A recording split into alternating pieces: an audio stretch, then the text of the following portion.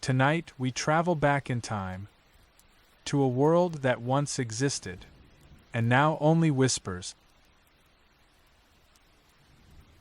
There are civilizations that announce themselves with monuments of impossible scale, with carved proclamations, with the roar of armies marching across empires. And then there are civilizations that dissolve so quietly that history does not hear them leave.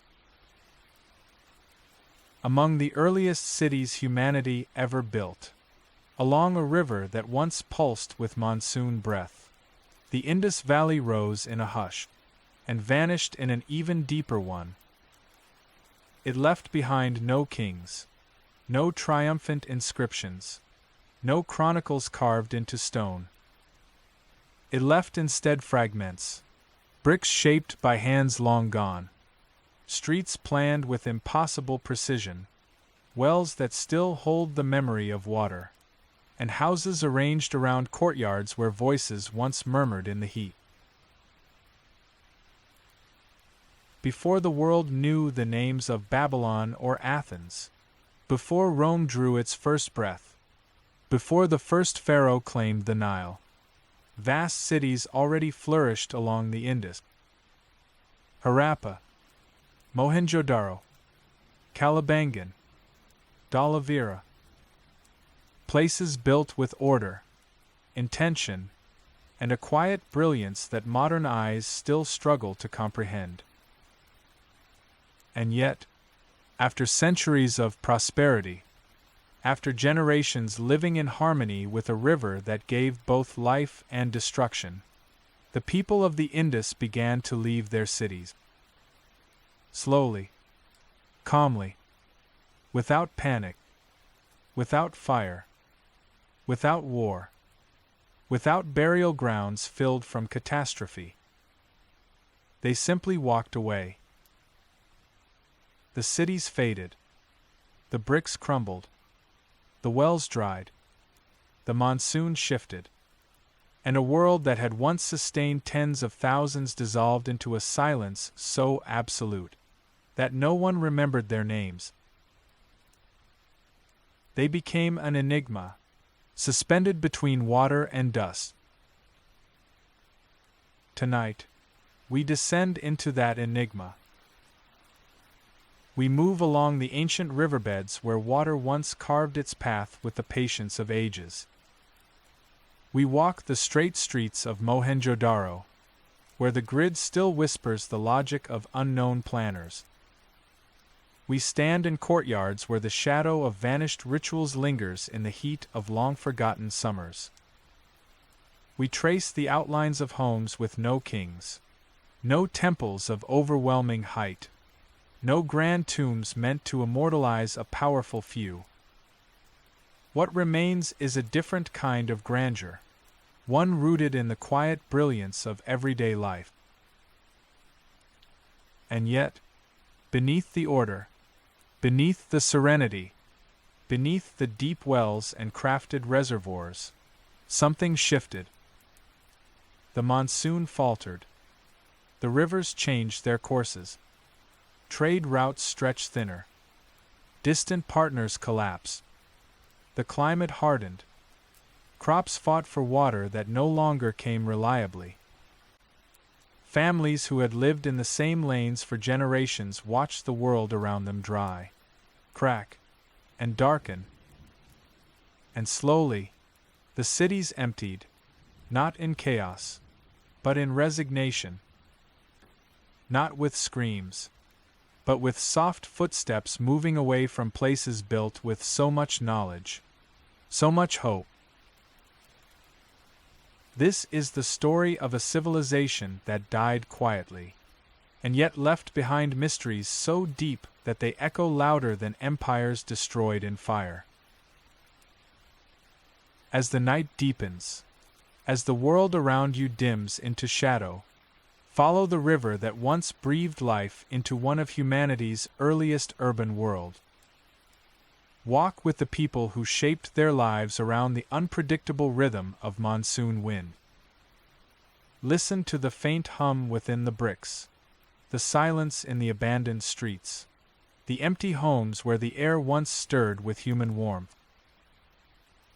This is not a story of spectacular battles or heroic kings. It is a story of climate, of water, of resilience stretched thin, of cities slowly surrendering to time. It is a story of how even the mightiest societies can vanish when the world around them changes just slightly, relentlessly, and without mercy. Tonight, you drift into the twilight of the Indus Valley, a civilization that did everything right, yet still disappeared. A world built on order, undone by forces no ruler could command, no army could resist. Let the darkness settle. Let the ancient river guide you. Let the forgotten cities rise again beneath your closed eyes. For the past has begun to speak, and you are here to listen. Long before the cities rose, long before the first brick was shaped, or the first well was carved into the earth, the river moved through the land like a living presence. Its course curled and shifted across the wide plains, carrying with it sediments from distant mountains, nutrients from ancient valleys, and the rhythm of monsoon seasons that had governed life since time unrecorded. The people who lived along its edges did not command the river. They lived with it. They watched its pulse, its cycles, its moods, and learned to shape their lives around its yearly breath. When the monsoon rains arrived, the river swelled, filling channels and nourishing fields. When the rains faded, the river receded, leaving behind fertile soil in its wake. These patterns seemed eternal. They formed the foundation of a world where life unfolded not by the decree of kings, but by the patience of water. Generation after generation built their modest settlements close enough to benefit from the river, but far enough to avoid its unpredictable rage. Then, slowly, something changed. The river began to settle into a more stable rhythm, creating long stretches of dependable floodplains. Communities grew. Fields expanded. People realized that the land could support more than scattered villages. They began to experiment with new ways of shaping their world, with straight lines, with orderly plans, with baked bricks that could endure heat and rain alike. And so the first cities emerged. Not suddenly, not violently, but as a natural extension of a land that had finally decided to give itself over to growth. Villages merged. Paths became streets. Wells multiplied. Walls rose to guide water, not to repel enemies. The people of the Indus Valley did not follow a single ruler who commanded the construction of these cities. Instead, they followed a shared instinct for order, an unspoken agreement that life could be organized, improved, elevated. The earliest of these urban spaces grew along the river's shifting bank. Harappa rose where the land curved inward like a protective arm, offering natural defenses and fertile soil. Over time it expanded, layer by layer, built with a consistency that still startles modern eyes. The bricks, remarkably uniform in their proportions, were arranged with a precision that implied not royal mandate, but collective understanding. Harappa grew not from conquest, but from coherence. Farther south, Mohenjo-Daro emerged in a landscape shaped by the river's changing channels. It stood on high ground, safe from the worst floods, its streets laid out in straight lines that guided the movement of people, water, and air.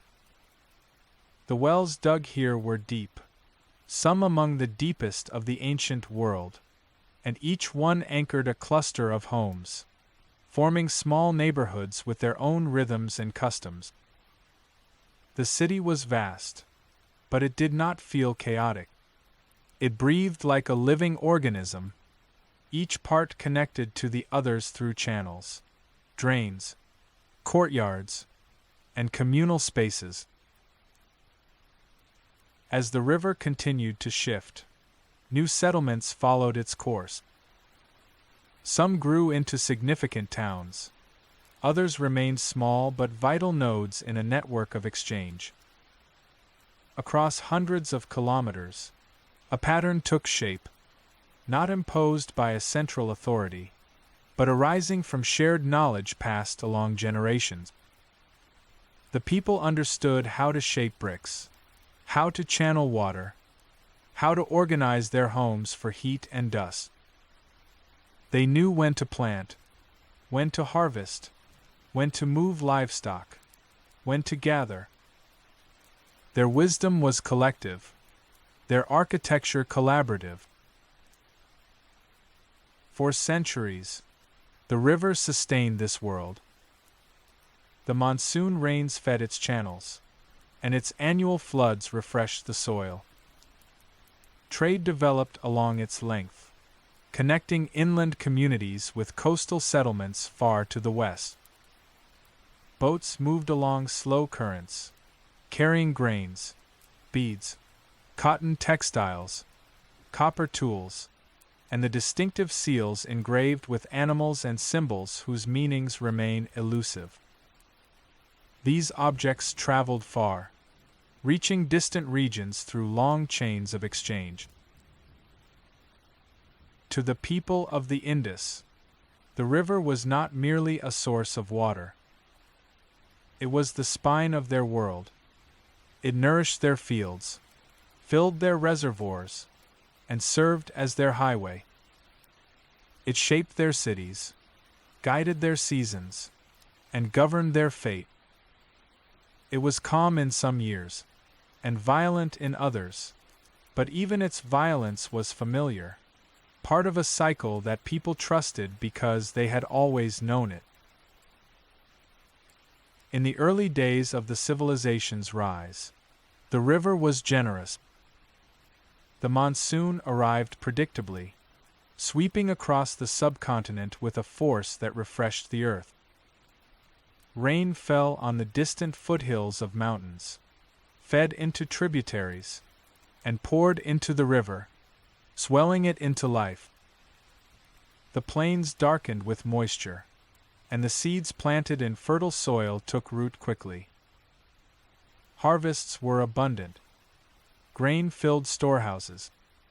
Communities grew in both size and confidence.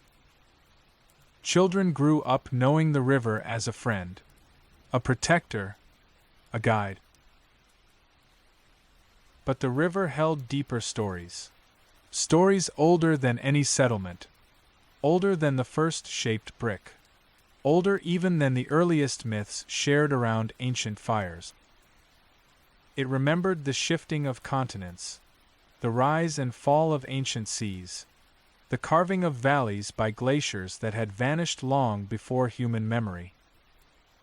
It remembered droughts that lasted for centuries, and floods that reshaped entire landscapes. It remembered times when it had flowed strong, and times when it had nearly disappeared. This ancient memory stirred again as the centuries passed. At first, the changes were subtle. The monsoon rains arrived slightly later than usual, leaving fields thirstier than expected. Wells took longer to fill. Reservoirs sat lower. No one panicked. A single season of poor rain did not threaten the civilization. But then the next season came with similar irregularities. And the next. The rhythm that had once been steady began to drift out of alignment. In some places, the river shifted its course, abandoning channels that had sustained communities for generations.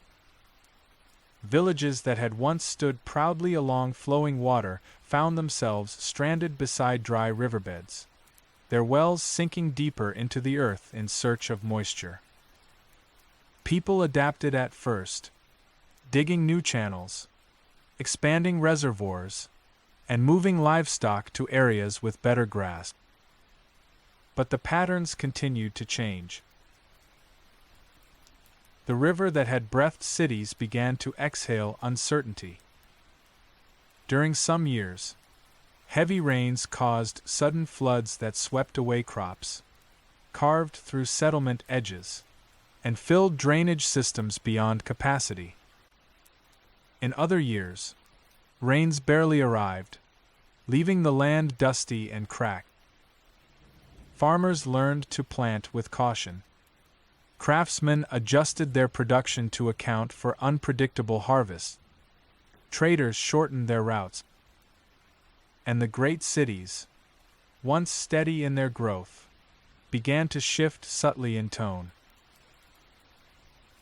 For now, they still thrived. The wells still held water.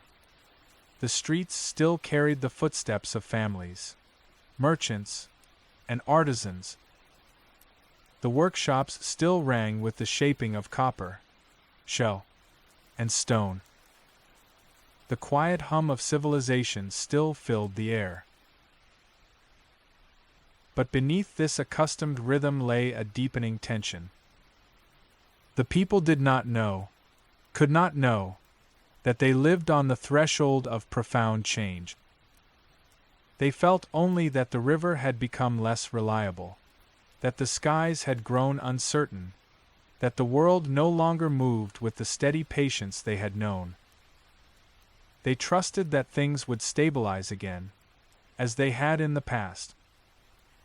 After all, nature had its rhythms, and people had adapted to them for countless generations. Yet nature was beginning to shift in ways beyond their experience. And the river, once a benevolent guide, now carried within it the warning of a world on the verge of transformation. For the first time in centuries, the breath of the river began to falter. And with each irregular inhalation, the foundations of the great cities trembled ever so slightly. Not enough to be noticed, but enough to begin the long, slow unraveling that would one day leave them in silence. They were never named in stone. They left behind no royal inscriptions, no carved boasts of conquest, no statues proclaiming divine ancestry. And yet, the hands that shaped Harappa built one of the most precise and enduring urban landscapes the ancient world would ever know. The architects of this place were silent, rewrote, collective. Their genius was not displayed in monuments meant to glorify a single ruler, but in the quiet geometry of streets, the careful balance of neighborhoods, the invisible logic woven into every brick they laid. Harappa did not rise as kingdoms usually do. There was no conquering dynasty, no legendary founder, no central palace dominating the horizon. Instead, it emerged through shared knowledge, craftsmen teaching apprentices, families shaping bricks in courtyard kilns, planners tracing lines in the earth before the foundation of each new street. The city grew slowly, layer by deliberate layer, until it became a vast grid that moved with the landscape rather than conquering it. Every street aligned with thought. Every drain followed a plan. Every well was placed with purpose. And yet, no one claimed authorship. Harappa was a collective dream, realized by many hands, guided by traditions so deeply ingrained that they seemed instinctive. To wander its early streets was to walk inside a blueprint shaped by centuries of quiet refinement. Imagine the first builders standing at the river's curve, tracing lines in the dust, testing the hardness of the soil beneath their feet. They measured distances by pacing them out, adjusted angles according to the path of wind, and marked each point with stones or wooden stakes. There were no written architectural manuals, no diagrams scratched into tablets, no commanding voice dictating the layout. The wisdom lived entirely in memory, in the minds of builders who had watched generations before them. Each new wall was not innovation but continuation, an inheritance of knowledge carried quietly through time. As the settlement grew into a town, then into a city, and then into something even larger, the builders adapted stones and bricks to new needs. They constructed raised platforms to protect neighborhoods from flood. They carved deep wells to endure dry seasons. They laid out wide streets, astonishingly straight, astonishingly clean, guiding water away from homes and into the city's intricate drainage networks. This was not a city that fought against the river. It flowed with it. Every structure seemed to acknowledge that water was both friend and threat, both life and danger. So the architects designed with humility, not to dominate the landscape, but to negotiate with it. Homes were modest, yet comfortable. Courtyards captured light and wind. Thick walls held coolness through blistering summers. The city breathed. And the most remarkable part was this: the people built for everyone, not for a ruling elite. There were no palaces towering above the skyline, no temples claiming the labor of thousands, no ostentatious tombs to declare the supremacy of a single lineage. Instead, Harappa's greatest monument was the city itself. A vast, organized, meticulously planned settlement, created through cooperation rather than command. The architects who shaped it did not seek glory. Their reward was continuity, stability, a world that worked. Inside Harappa, the rhythm of daily life echoed this quiet precision. Children played in open courtyards. Women ground grain on smooth stones that had been passed down for generations. Artisans shaped beads of carnelian and shell, their hands moving with the calm certainty of long practice. And through it all, the city's layout guided movement like an invisible hand. Wide avenues allowed carts to pass easily. Narrow side lanes filtered into clusters of homes, where neighbors knew one another, shared wells, shared meals, shared seasons. Even waste, the thing ancient cities rarely managed well, was handled with astonishing care. Drains lined with baked bricks carried refuse from homes, channeled beneath streets to larger sewer lines, and released far beyond the city's edge. This was a world that valued cleanliness, order, and the practical comforts of daily life. It was not a civilization shaped by kings, but by craftsmen. Not by warriors, but by planners. Not by conquest, but by cooperation. And yet, as Harappa grew in size and sophistication, another kind of architecture emerged. An architecture not of buildings, but of symbols. The seals. Tiny carved objects, often depicting animals, bulls, elephants, tigers, rhinoceroses, creatures both real and mythic. Each seal bore a short inscription in a script still undeciphered. a language frozen in silence. These seals were more than art. They represented identity, authority, ownership. They moved with merchants along trade routes, pressed into clay on goods sent far from the Indus Valley. In these small carvings, the architects of Harappa left their closest thing to a signature. Not a name, not a story, but a symbol, a whisper of identity that time has not yet translated. As Harappa expanded, the silent architects refined their methods. Streets were widened. Bricks were standardized with astonishing uniformity. Public spaces were reorganized to handle larger populations. There was no chaos of rapid expansion. No uneven sprawl. Growth was measured, intentional, balanced. It was as if the city itself had a memory, remembering what worked, discarding what did not.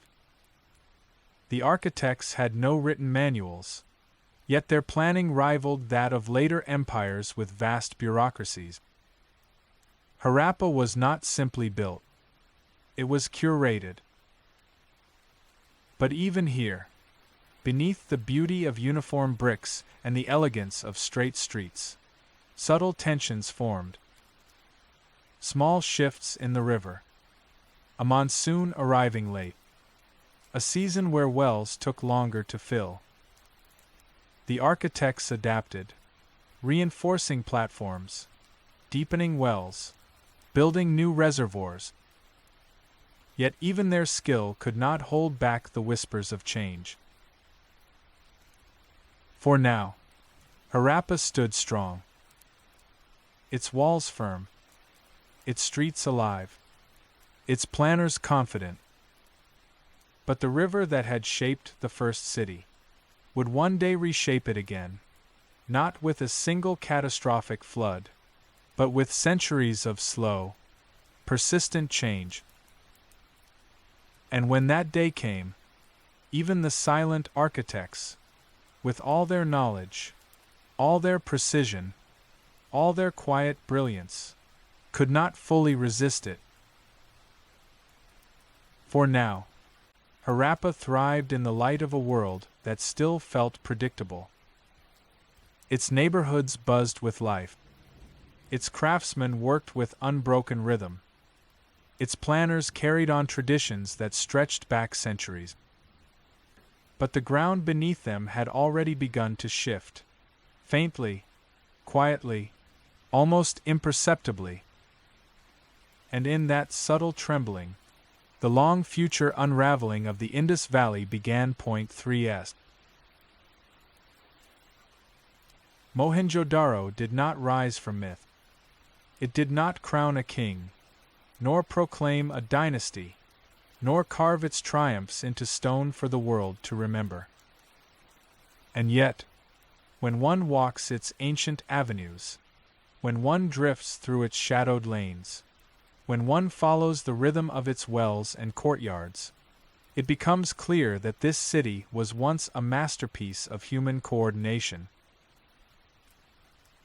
It sprawled across the floodplain not as a chaotic cluster of homes, but as an immense urban tapestry woven with precision.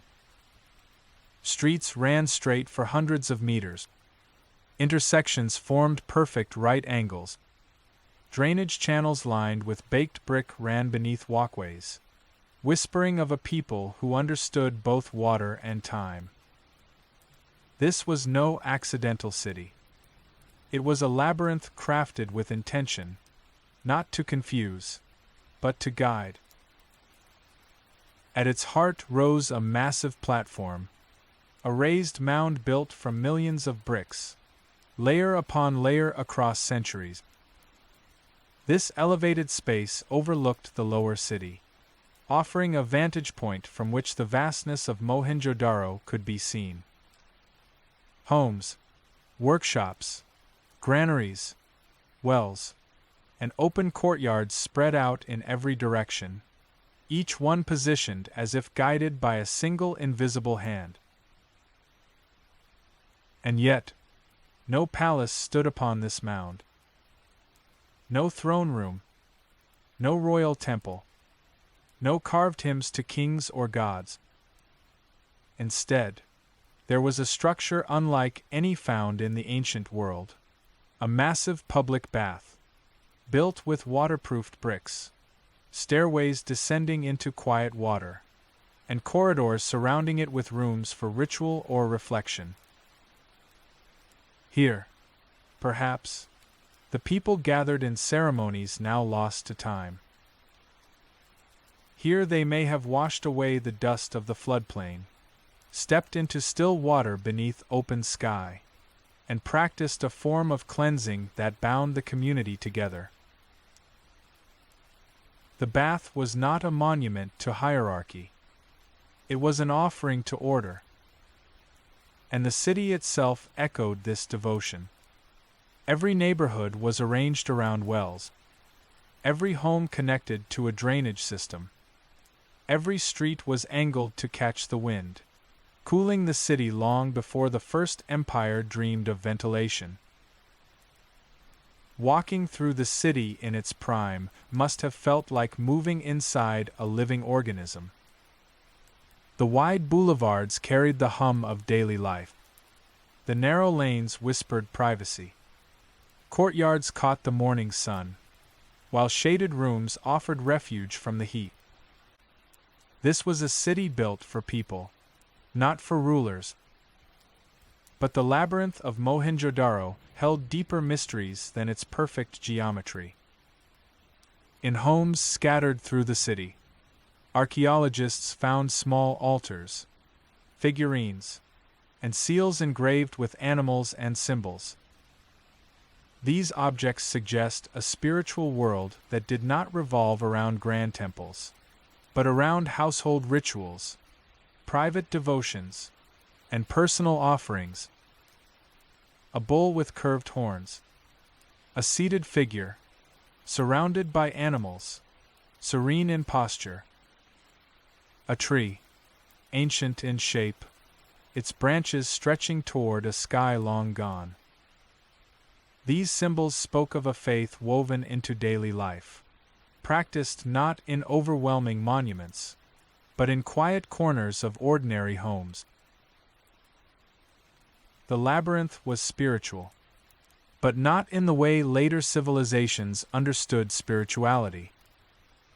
It was intimate, personal, woven into the pulse of daily existence.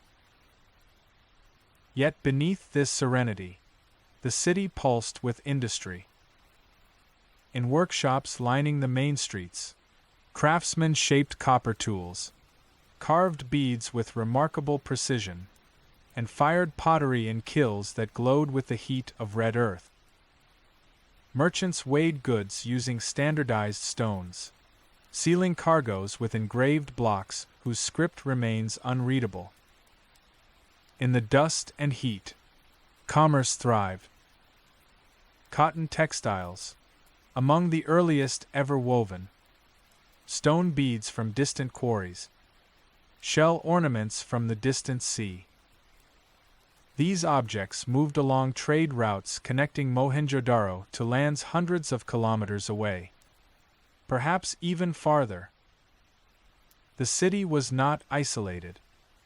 It was a node in a vast network of exchange, a place where ideas and goods flowed as steadily as the river itself. But the labyrinth had a darker side, a vulnerability hidden in its foundations. For all its engineering brilliance, all its standardized bricks, all its carefully laid drains and water channels, Mohenjo-Daro depended utterly on the stability of the river and the rhythm of the monsoon. And both were beginning to shift. Flood layers accumulated in places, thick bands of silt showing where water had surged unexpectedly through the city's edges. In some homes, bricks showed signs of repeated repair, walls rebuilt, foundations strengthened, thresholds raised to meet rising sediment. The labyrinth was adjusting, adapting, enduring. But each reconstruction carried a whisper of instability, a warning layered beneath the surface. Yet life continued. The streets bustled. The wells echoed with voices. The drainage channels rushed with the runoff of monsoon rain. To the people who lived here, the city still felt eternal, as if nothing could disrupt the order they had inherited, as if the labyrinth would guide them forever. But even in its prime, Mohenjo-Daro bore signs of quiet tension. Certain wells ran deeper each year. Some homes were abandoned and rebuilt elsewhere. Clusters of streets shifted as communities adapted to new conditions. These were not dramatic changes. They were subtle, gradual, nearly invisible, the kind of transformations a civilization notices only in hindsight. In the evenings, as the sun sank over the river, the labyrinth glowed red beneath the fading light. Children played in courtyards. Merchants stored their goods. Fires warmed the interiors of brick homes. And the city exhaled, a single, unified breath. To walk Mohenjo-Daro then would have been to sense a world balanced delicately between mastery and vulnerability. A world that knew how to manage water, but could not command the monsoon. A world that knew how to build, but could not foresee the slow turning of climate. The labyrinth was not eternal. Nothing built on the breath of water could be. And yet, for centuries, Mohenjo-Daro endured as a triumph of human cooperation, planning, and quiet genius. Now, we know it in silence. Footsteps echo through empty street. Wind moves dust through the hollow shells of homes. The bath holds no water. The drains run dry.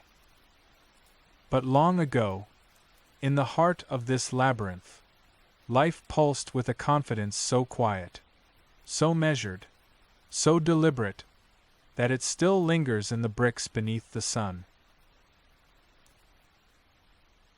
Dozens of them rose through the streets of Harappa and Mohenjo-Daro, each one lined with baked brick, each one spiraling down into the earth with a precision that defies the centuries. Some stood in open courtyards. Some hid inside private homes. Some stood at the crossroads of neighborhoods, anchoring entire communities around a single column of dark water. The wells were more than sources of life.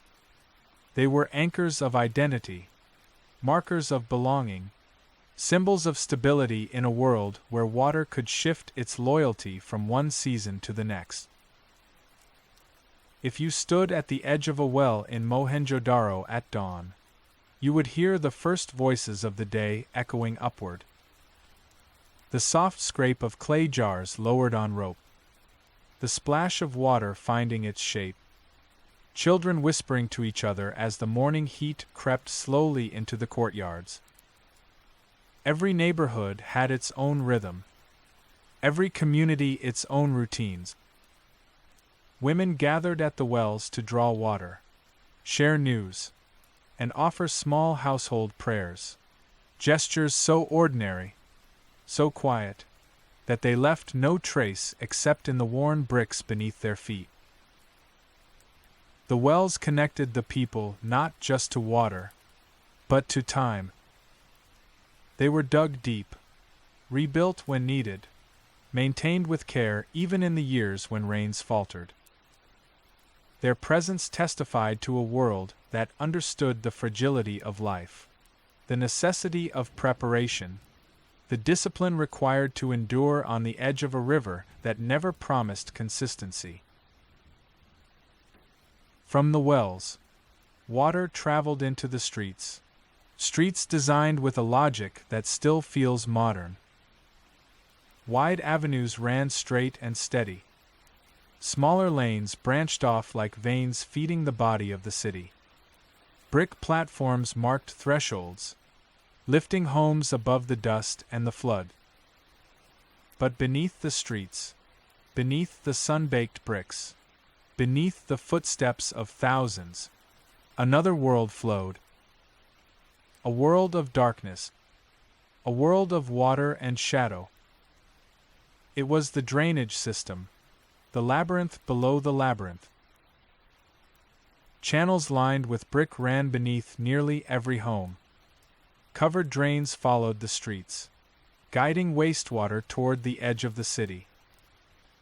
Inspection holes allowed maintenance crews to clear blockages, revealing a level of civic planning unparalleled in the ancient world. The drains whispered constantly. The echo of water sliding through them mirrored the pulse of daily life above. And just as the streets above carried people, the channels below carried the hidden burdens of the city. If you walked through Mohenjo-Daro at dusk, you would see the last light sliding across the straight streets, catching the brick edges in a glow like dying embers. Shadows stretched toward the drains, slipping into the darkness beneath the city. It was here, in this meeting between surface and depth, that the genius of the Indus civilization revealed itself. They understood what later empires forgot, that a city is not made strong by walls or armies, but by water. Water collected, water channeled, water controlled. The people of Harappa and Mohenjo-Daro mastered this balance with a quiet discipline that still astonishes historians. Even the smallest homes were connected to the great pulse of water management. Even the humblest families participated in a system designed for the whole. The streets themselves told a story of order. Homes aligned along the grid, built with standard-sized bricks so precise in their ratios that modern engineers recognized the measurements instantly. Doors faced away from main streets for privacy. Courtyards provided ventilation against the fierce heat. Staircases led to flat roofs where families slept under shifting monsoon wind. Everything had purpose. Everything had intention. Yet even in this perfection, signs of unease began to appear.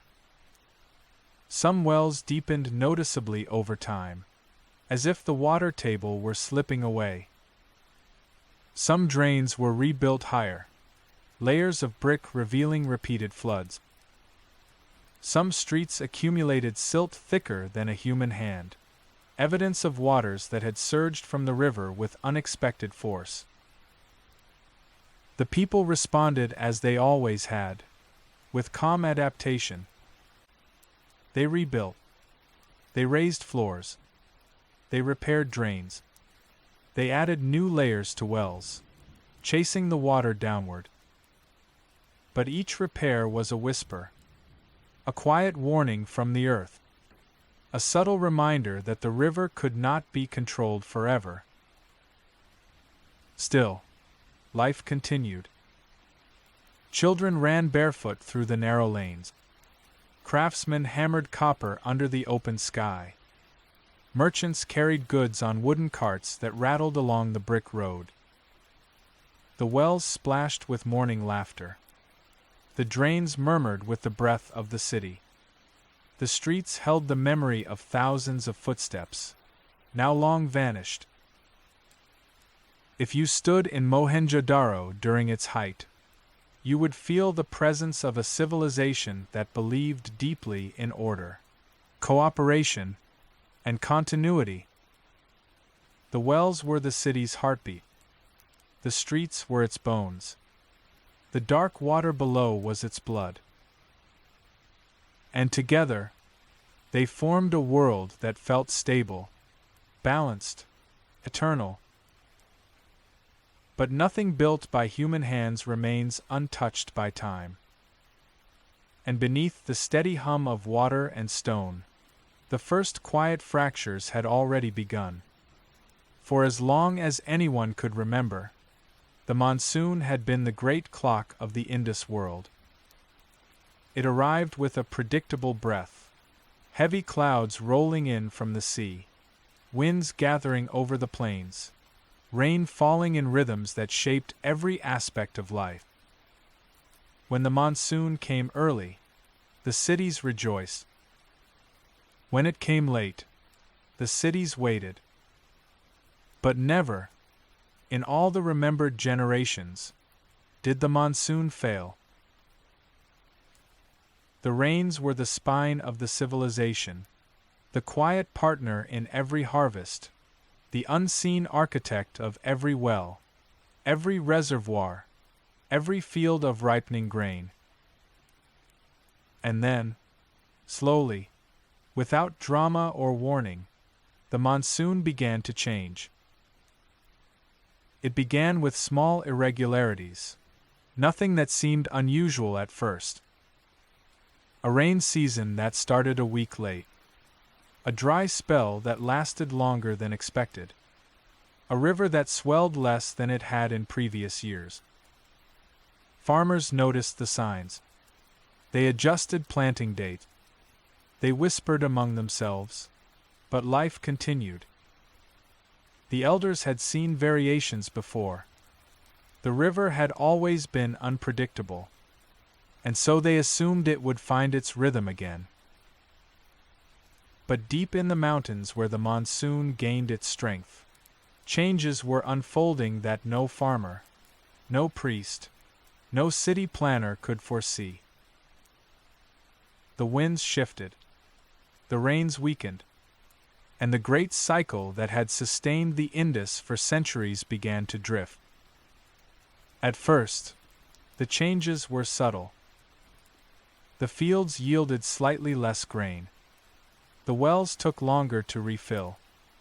Cattle wandered farther in search of water. These were manageable problems. People adapted.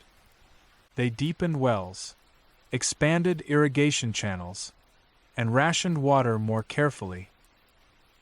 But the monsoon continued to weaken, year after year, decade after decade. Sometimes it came with violent floods, as if trying to compensate for its absence with sudden fury. Other times it barely arrived at all, leaving the land dry and cracked beneath a sky that refused to open. The people of the Indus Valley were not strangers to hardship. They had endured floods, droughts, shifts in the river's course. But never had they faced instability that lingered so persistently, so quietly, so relentlessly. In the cities, the signs grew impossible to ignore. Wells that had held water for generations dropped lower. Reservoirs dried too quickly. The brick-lined baths, once filled with cool, clean water, grew difficult to maintain.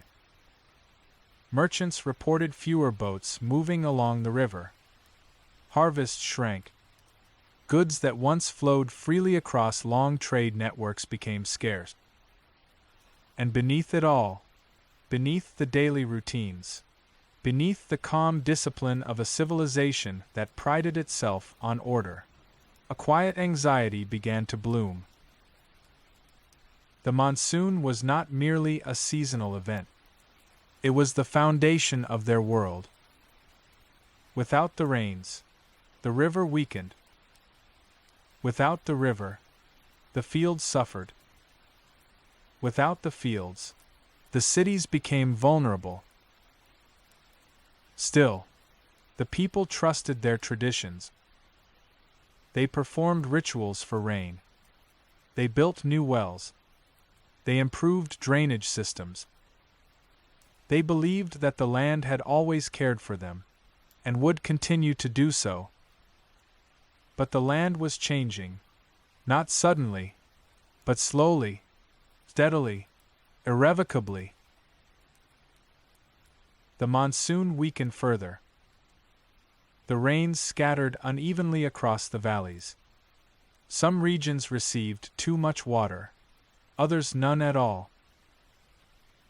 The river, once wide and generous, began to split into uncertain channels.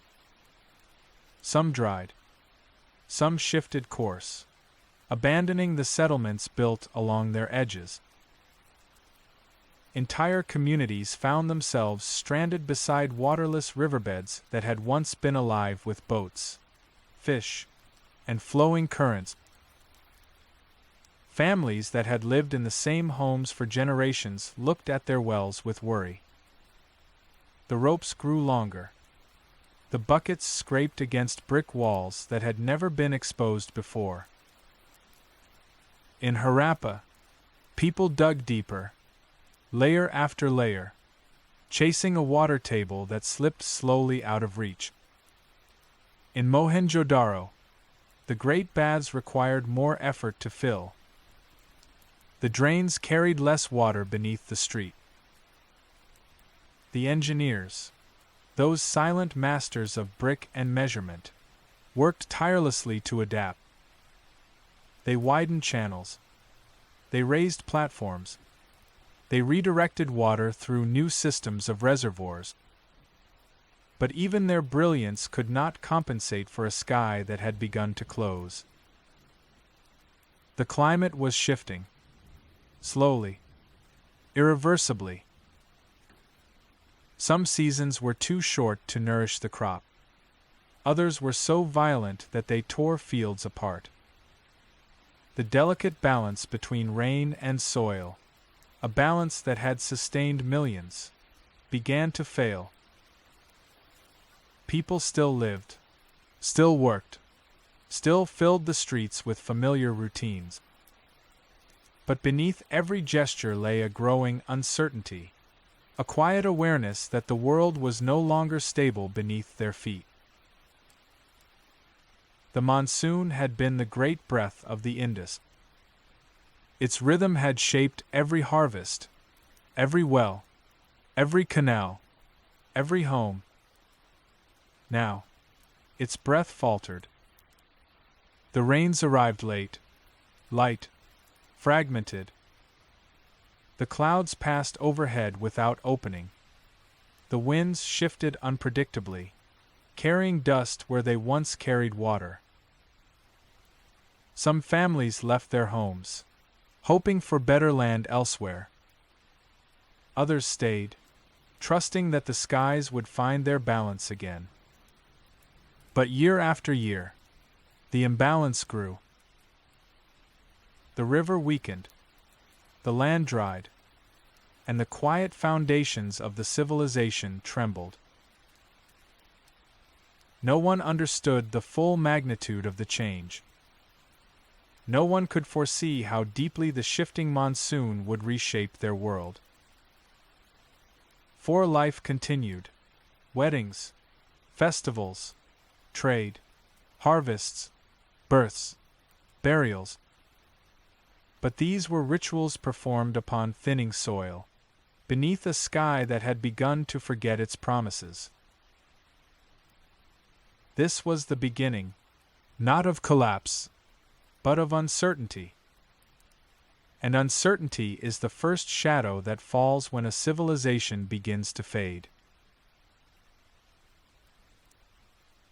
Long before anyone spoke of decline, before the first families left their ancient neighborhoods, before the long silence settled over the great cities, small cracks had already begun to spread through the foundations of the Indus world. They did not appear suddenly. They did not come with fire or invasion. They emerged quietly, in markets, in workshops, in the daily routines of ordinary life. At first, no one noticed them. Why would they? The cities still stood. The wells still flowed. The streets still bustled with footsteps, voices, and distant echoes of craftsmanship. Harappa continued to hum with activity.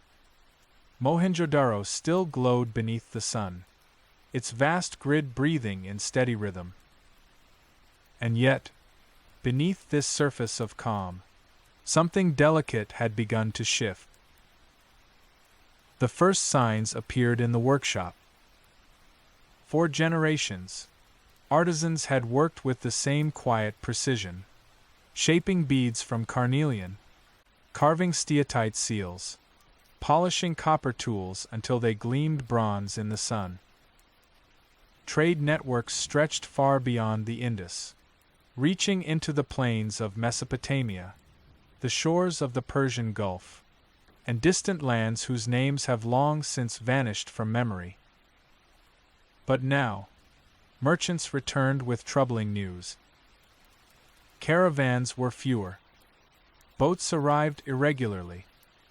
Partners who once exchanged goods with predictable reliability had begun to falter. Some settlements to the west had weakened. Others had been abandoned. The long arteries of trade that once pulsed with life had begun to thin.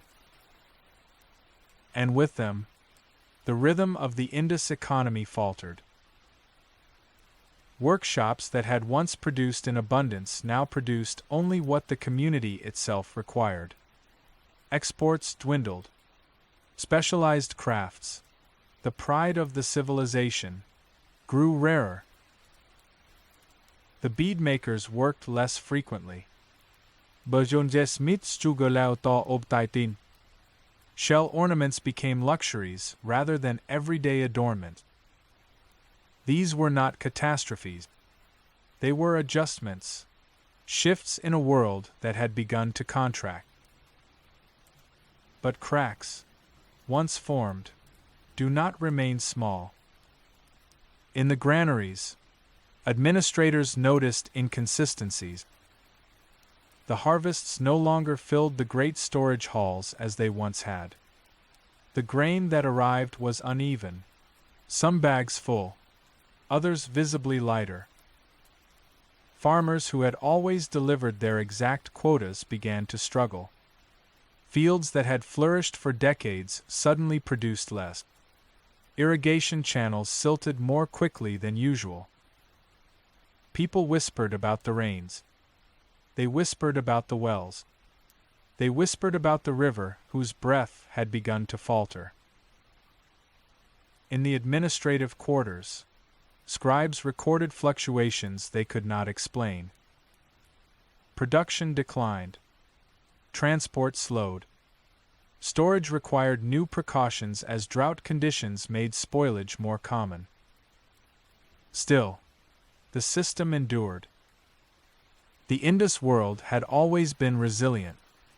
It was built on cooperation, shared labor, and an intricate harmony between people and their environment.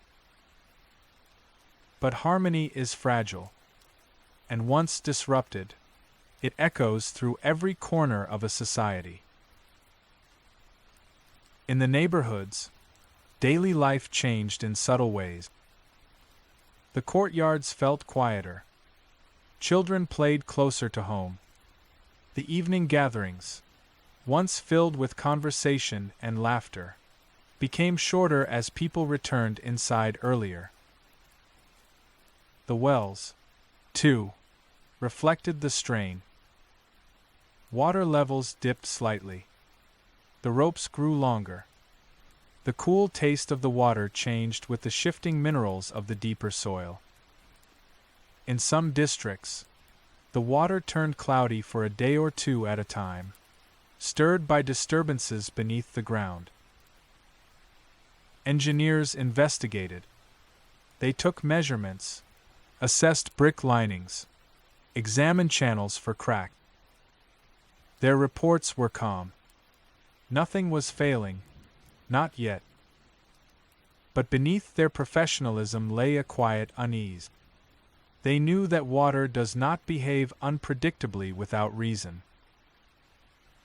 In the heart of Mohenjo-Daro, the Great Bath stood as a symbol of order, ritual, and cleansing.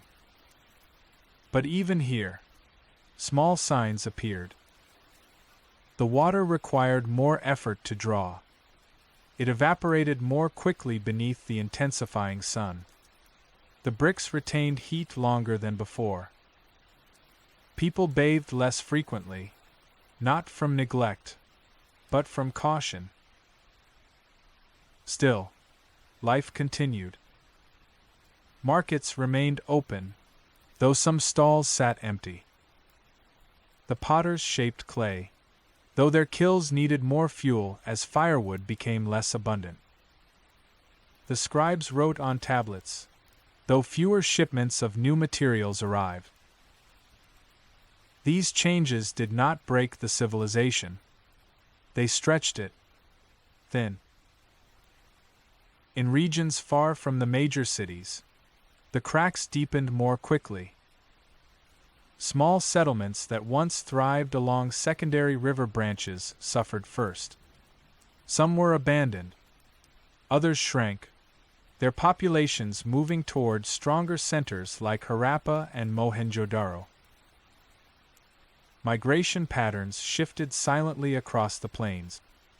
Families drifted, carrying with them stories of lost wells, tired fields, and a river that no longer behaved like the old river. The great cities absorbed them, but even they felt the pressure. Crowding increased, resources stretched thin.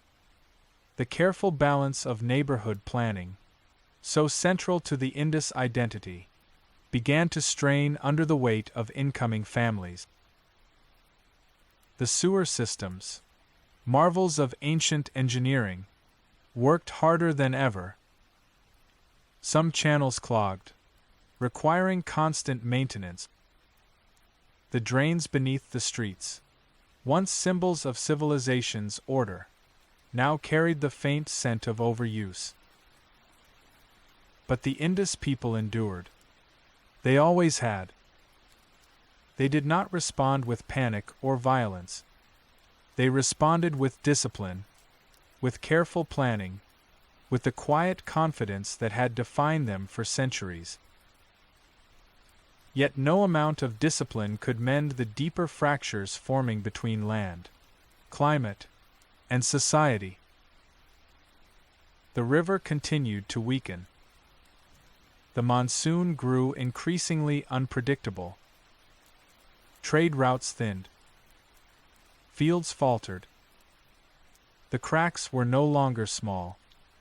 They crossed the civilization like faint lines on ancient pottery, lines that would deepen with time until the vessel itself could no longer hold. The people of the Indus did not yet know collapse. They knew only strain, only pressure, only the quiet discomfort of a world slipping ever so slightly out of balance. But these were the first fractures, the earliest signs of a future no one could imagine. And once a civilization begins to crack, even invisibly, even gently, the path ahead becomes one of slow unraveling.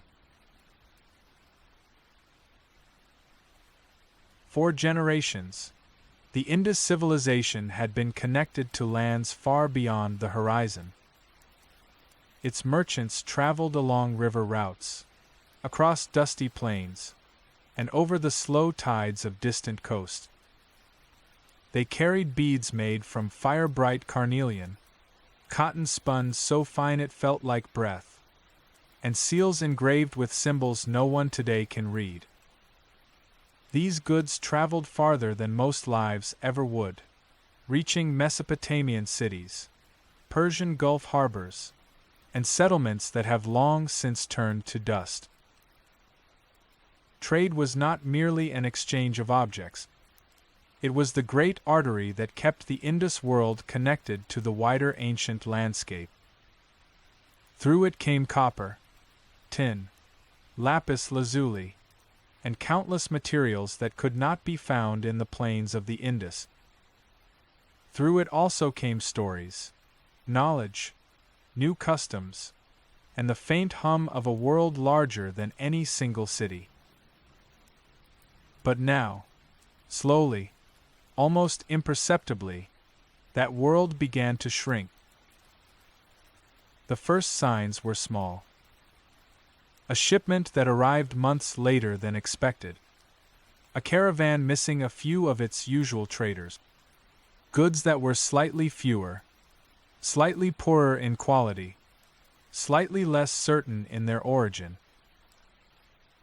Merchants in Harappa raised their eyebrows, but they did not worry. Such things happened. Storms came. Roads washed away. Foreign cities encountered their own problems. Trade always resumed. It always had. But then the irregularities grew. Large shipments failed to arrive at all. Letters from distant partners stopped coming. Caravans returned half empty, their leaders speaking in quiet tones about abandoned towns, shuttered ports, and foreign lands caught in turmoil. To the west, some ancient cities had begun to weaken. Their own rivers shifted, their own fields dried, their own governments struggled. Empires rose and fell in distant deserts, and the shockwaves reached the edges of the Indus world long before anyone understood their full meaning. Harbors along the Arabian Sea, once lively with boats from faraway coasts, began to quiet. The sound of anchors striking wet sand grew rare.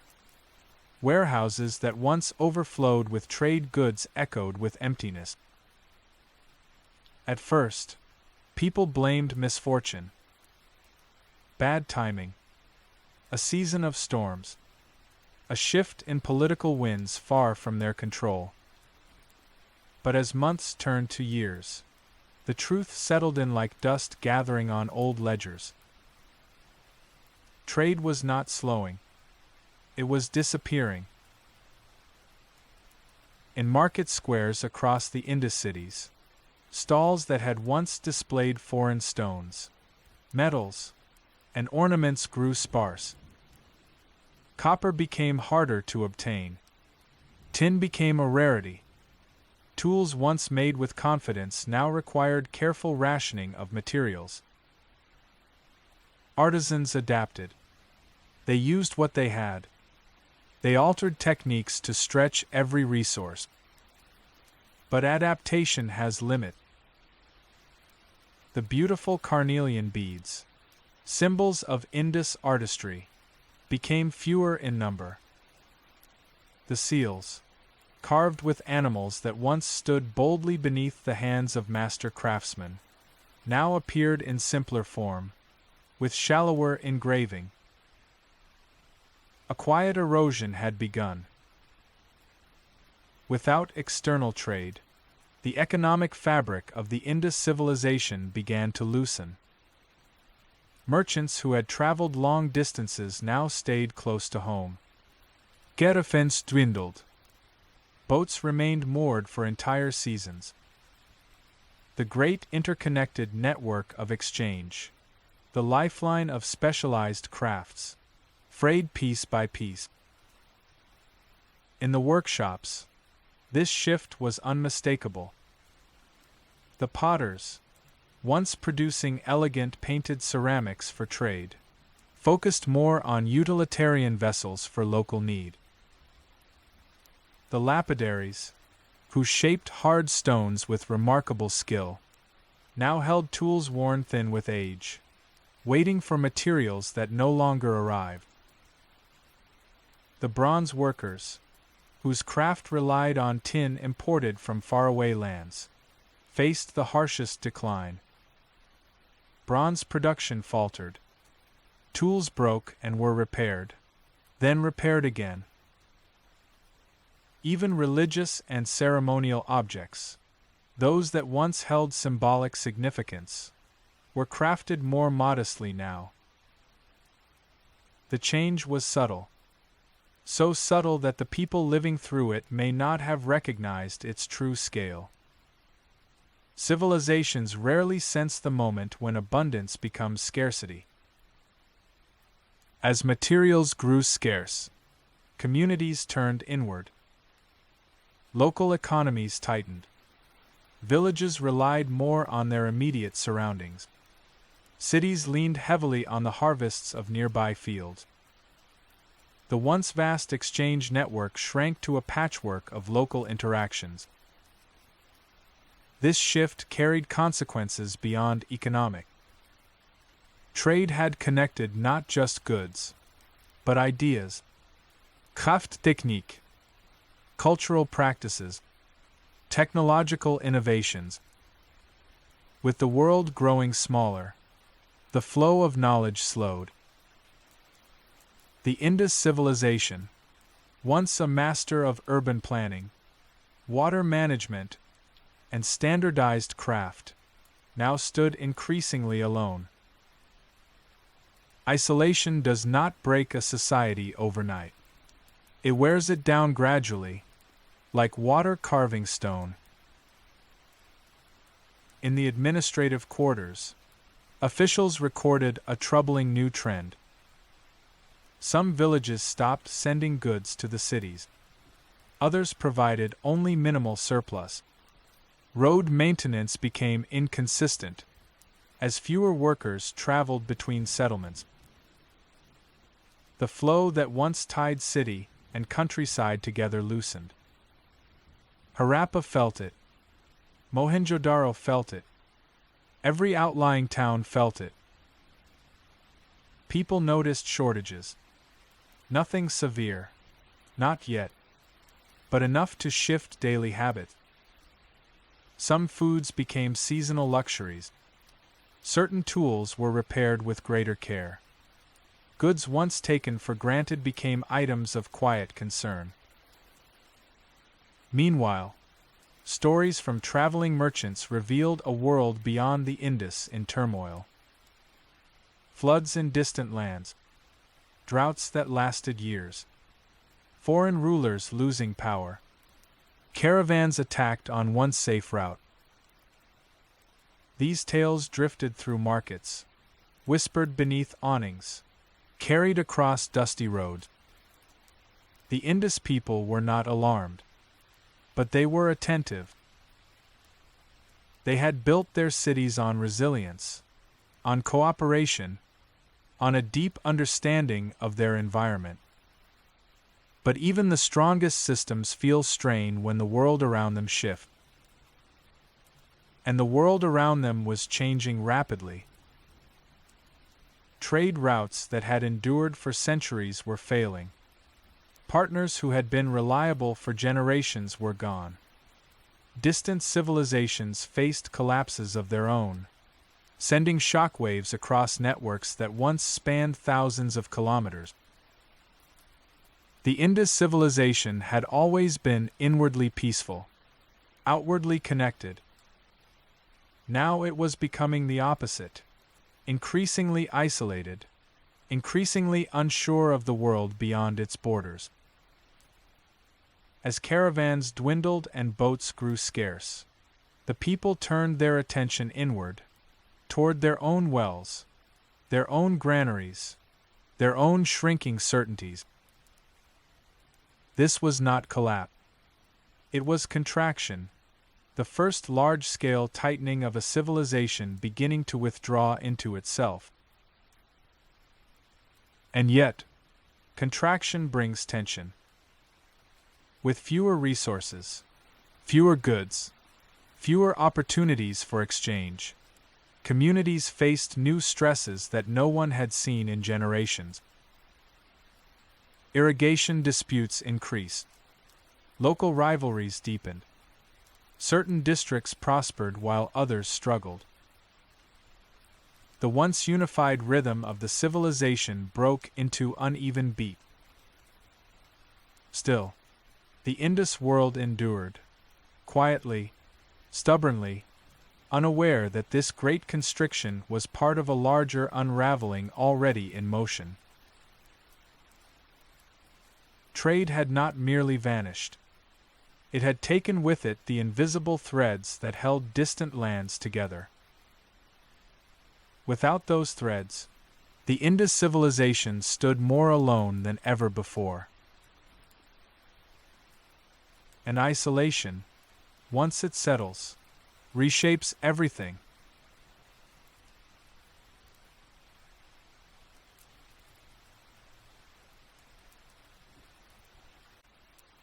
Daily life in the Indus cities had once moved with a rhythm so steady, so balanced, that people believed it would last forever. Work began at sunrise.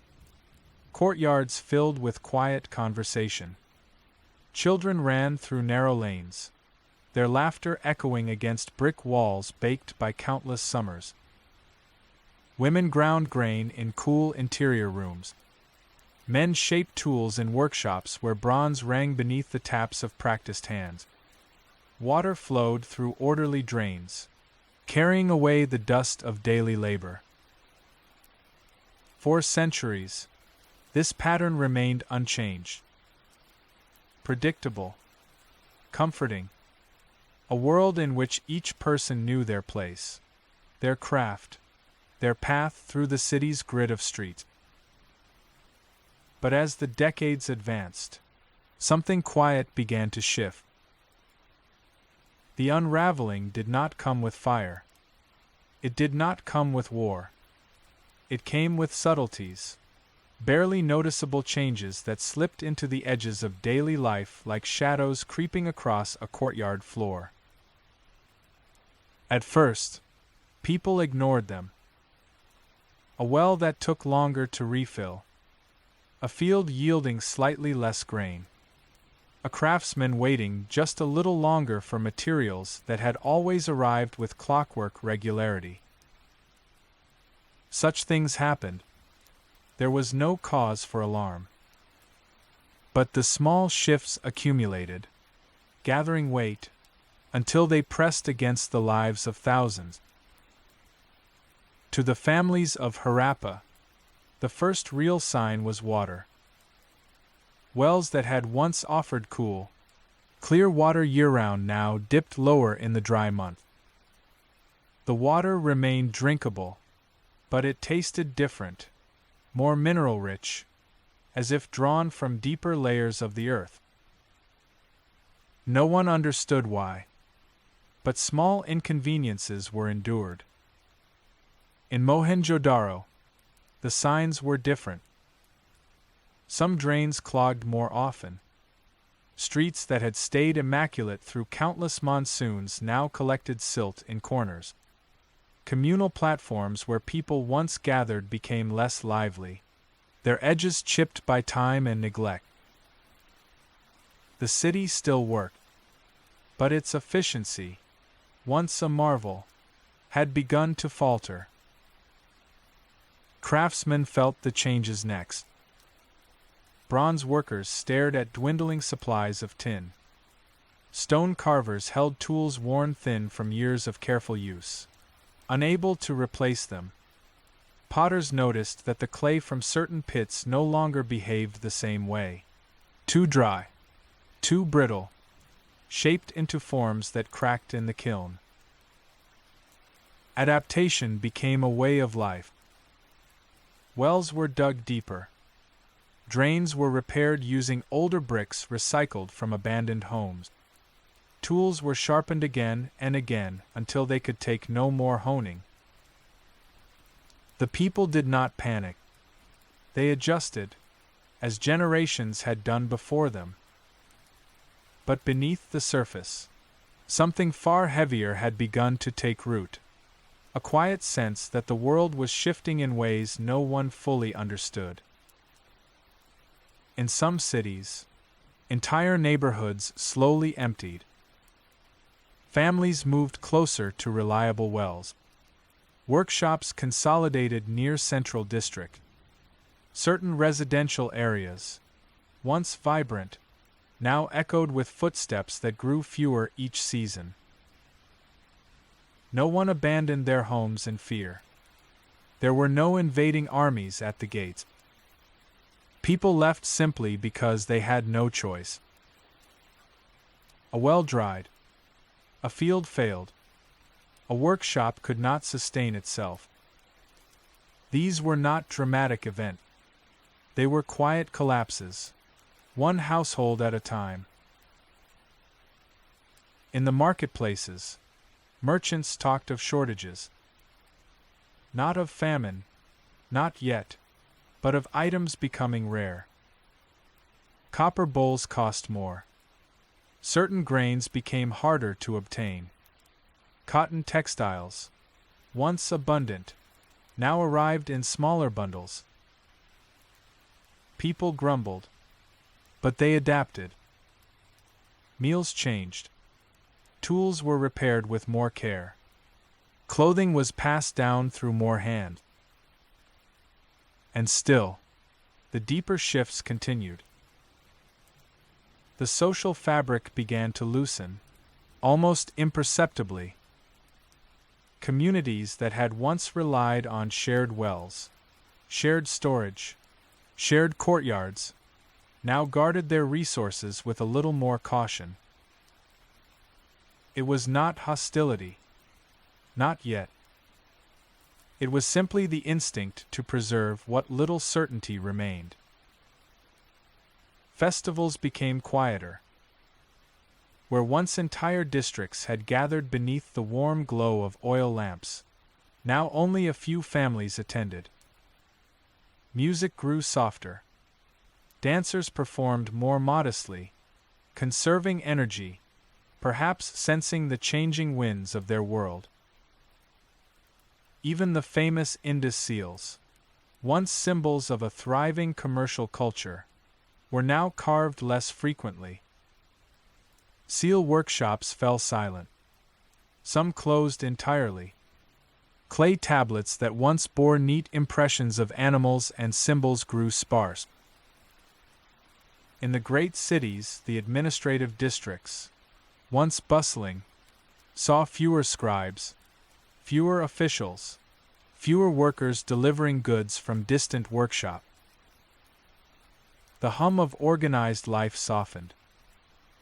Not because the people had grown complacent, but because the machinery of society was losing momentum. Rural communities mirrored these changes. Fields dried earlier in the season. Crops failed more often. Some farmers left their plots behind, moving closer to riverbanks where the soil still promised life. Others stayed, but their harvests grew thinner, their tools duller, their confidence in the old rhythms weaker. The decline was slow, agonizingly slow, so slow that no single generation fully realized what was happening. Parents told their children stories of how things had once been. Children accepted that as myth. To them, the quieter world was normal. But elders saw the truth, even if they lacked the language to describe it.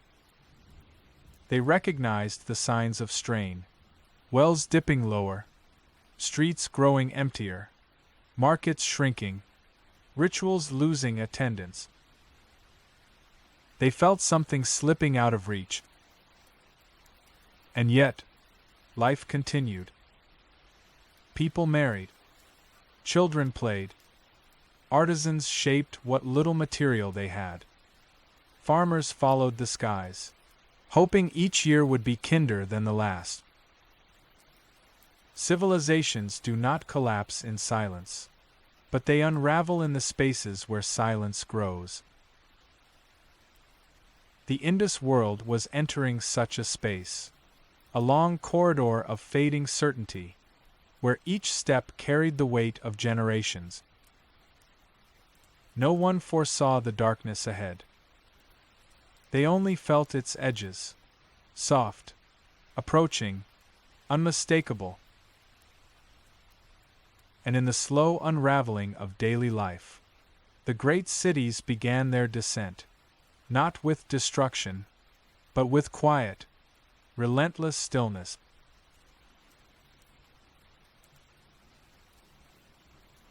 Night had always moved gently through the Indus cities, settling into courtyards, softening the edges of brick walls, and cooling the air that had baked beneath the sun all day.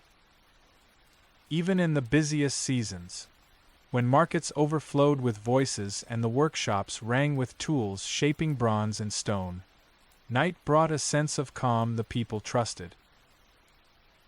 But in the later centuries, the nights began to feel different. Not dangerous, not chaotic, just heavier, as if the darkness itself held a memory of things slipping quietly out of place. It did not happen in a single night. There was no great fire, no invader at the gate, no sudden catastrophe that swallowed the city's whole. Instead, the dimming came slowly, almost imperceptibly, a fading of presence, a thinning of life, a quieting of breath. The first to feel it were those who rose before dawn. Potters, bakers, water carriers, men and women whose work required the earliest light. They would step into the cool air, expecting to hear the familiar sounds of neighbors stirring, of distant wheels, of footsteps echoing down straight streets. But some mornings, the streets were empty. A door that had always opened early remained shut. A courtyard that had once held smoke from cooking fires sat cold and still. People noticed. They whispered about families who seemed to rise later, work less, withdraw further into their homes. It was not laziness, but weariness, something deeper than simple fatigue. As months turned to years, a strange pattern took shape. Streets that had once glowed softly with oil lamps at night now had long stretches where no lamps were lit. Houses that once hummed with conversation after dusk now sat in silence. It was as if the cities were losing their evening heartbeat. The elders of Harappa remembered when music drifted across the rooftops at night, carried on warm winds from the river. Now, those same winds stirred only dust. Sometimes, an entire block would go dark. A cluster of homes, once full of life, would fall silent all at once. Families had not died. They had not fled in fear.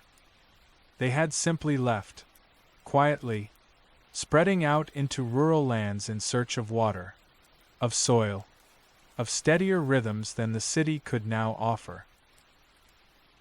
Their absence created pockets of emptiness, hollow spaces that deepened the night's stillness. In Mohenjo-Daro, it became even more pronounced. The city had always relied on its wells, its elevated platforms, its complex drainage systems that whispered beneath the street. But when some wells dipped too low, when some drains clogged repeatedly, when water storage faltered, certain neighborhoods became less livable.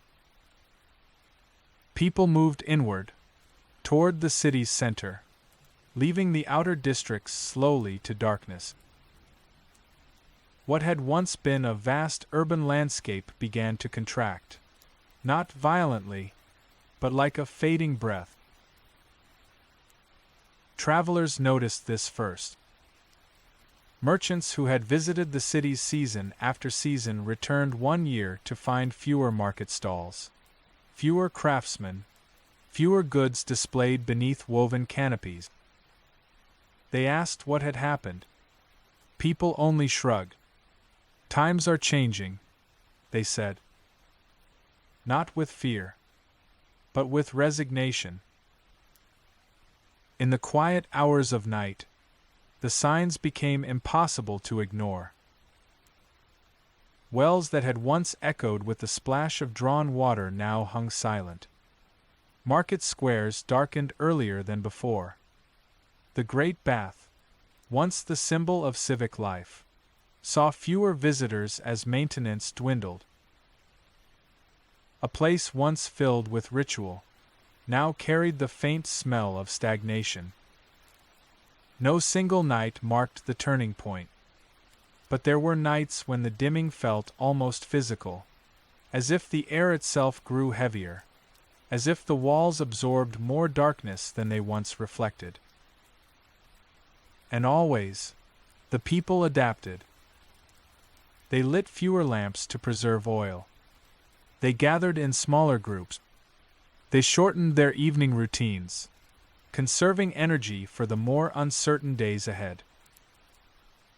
But even adaptation could not mask what was happening. The great cities were thinning, not dying outright, but hollowing from within. Some nights, the silence was so complete that people woke suddenly, sensing something was missing. A sound, a presence, a rhythm. Cities are living organisms, and the Indus cities were beginning to lose their pulse. Even the animals noticed. Dogs wandered more restlessly at night. Birds nested farther from the most abandoned street. Cattle lowed softly in enclosed courtyards, uneasy with the quiet. In some districts, plants grew wild along unused paths, roots prying apart bricks laid by ancestors who had once believed their cities would endure forever. Still, no one declared the cities doomed. There were no proclamations, no mass departures, no sense of a final hour approaching.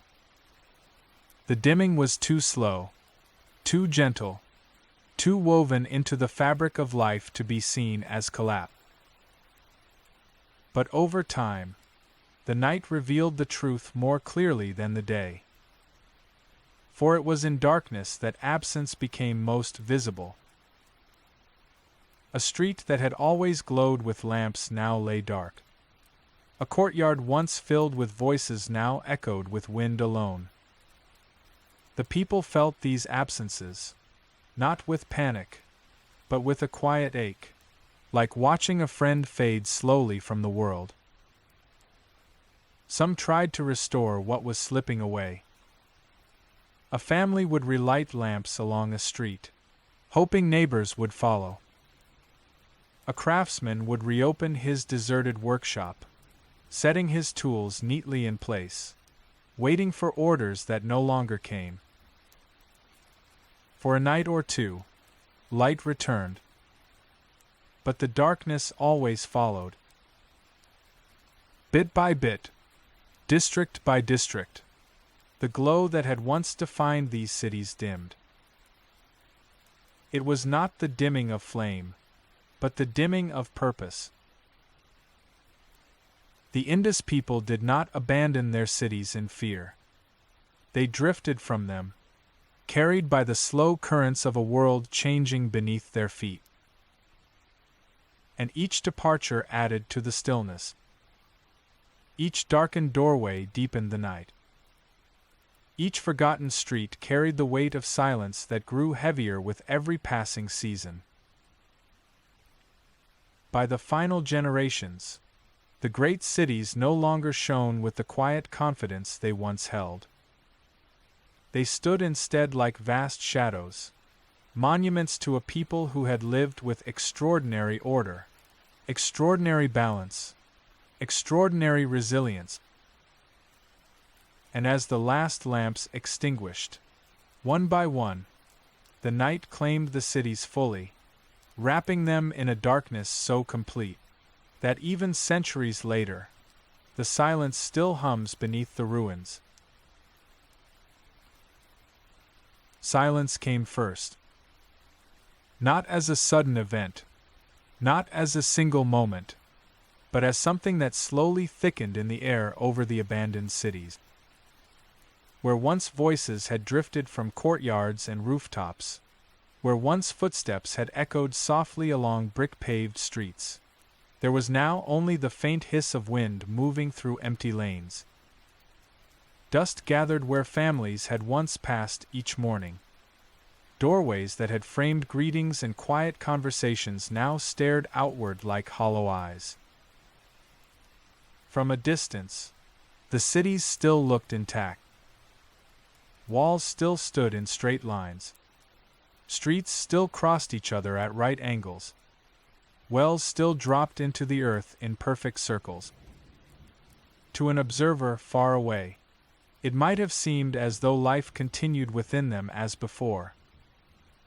But anyone who stepped closer, anyone who walked beyond the outer walls, would have felt the difference at once.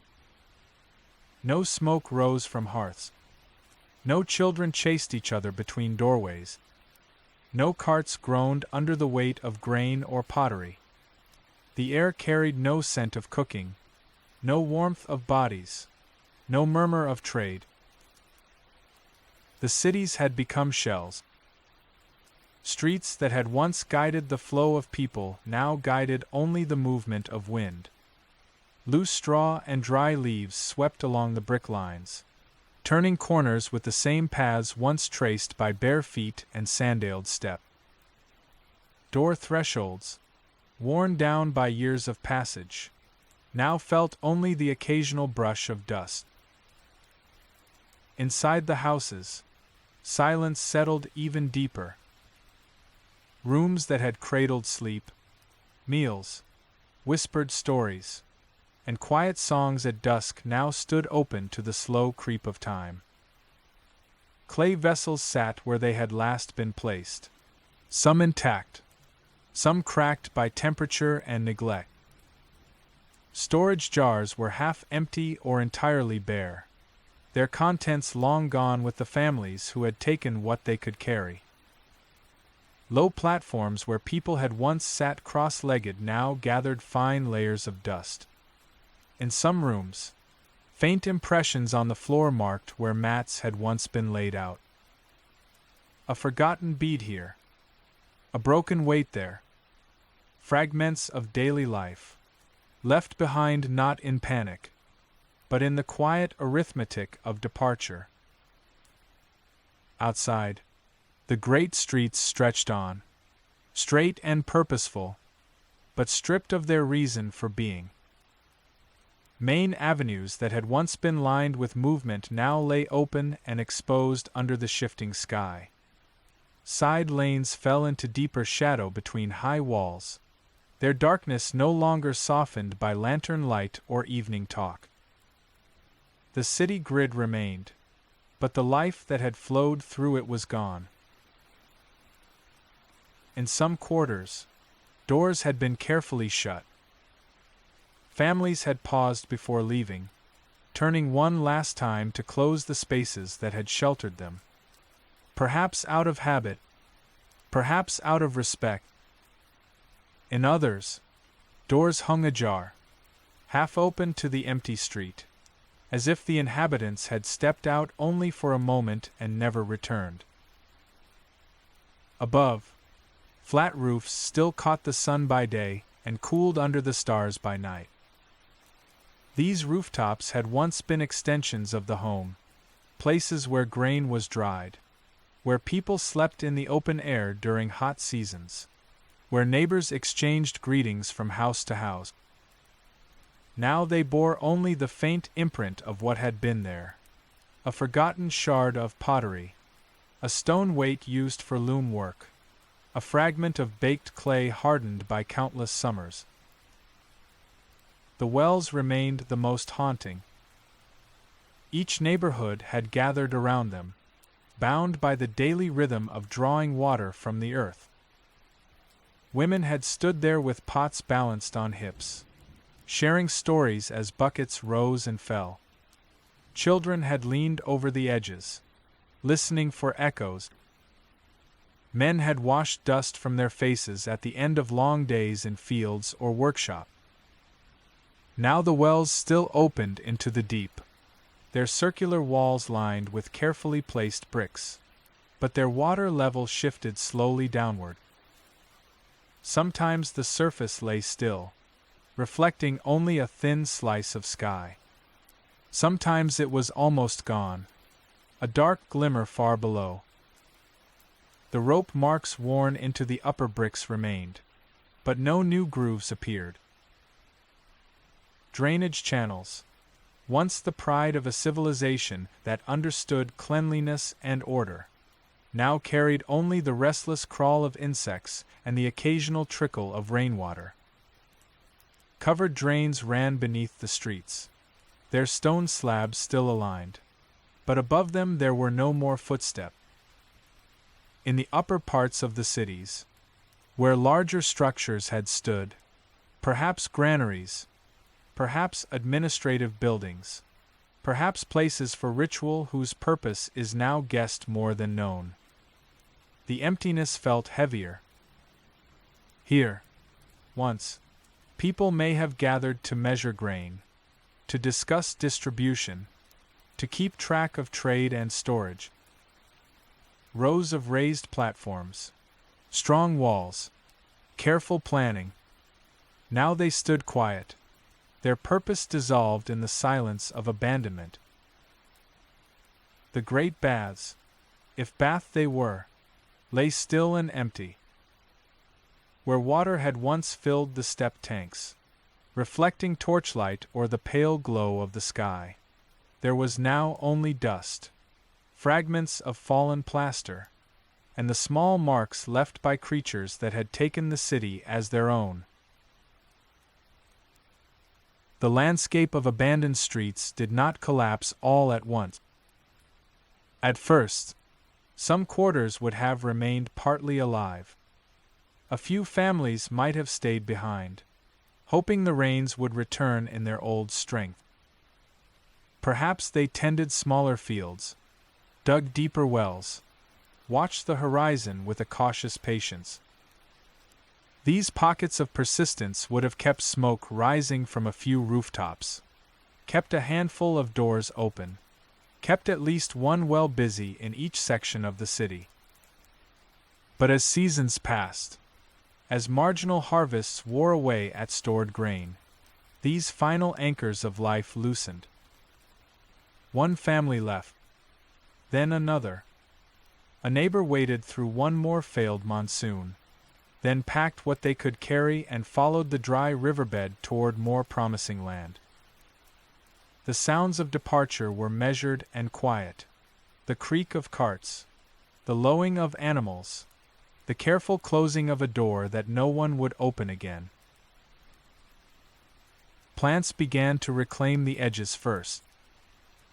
Grasses took root where loose soil had gathered along foundation lines. Seeds carried by wind or birds settled in the cracks between brick. In low spots, rainwater pooled and evaporated, leaving behind mineral traces that slowly discolored the ground. Small shrubs appeared near the outer walls, then found their way into the heart of the city, growing where courtyards once hosted daily life. Animals moved in cautiously. At first, only the ones already familiar with human presence. Stray dogs, small rodents, birds that had always nested in roof beams and crevices. Then, as the rhythm of human noise faded completely, other creatures grew bolder. Reptiles warmed themselves on sunlit walls. Owls watched from high corners as twilight darkened the empty street. Insects threaded their own tiny paths through dust and debris, forming another kind of network where people once walked. The landscape did not become ruin overnight. It entered a strange middle state, not fully alive, not fully dead. Structures still stood with an integrity that spoke of the care with which they had been built.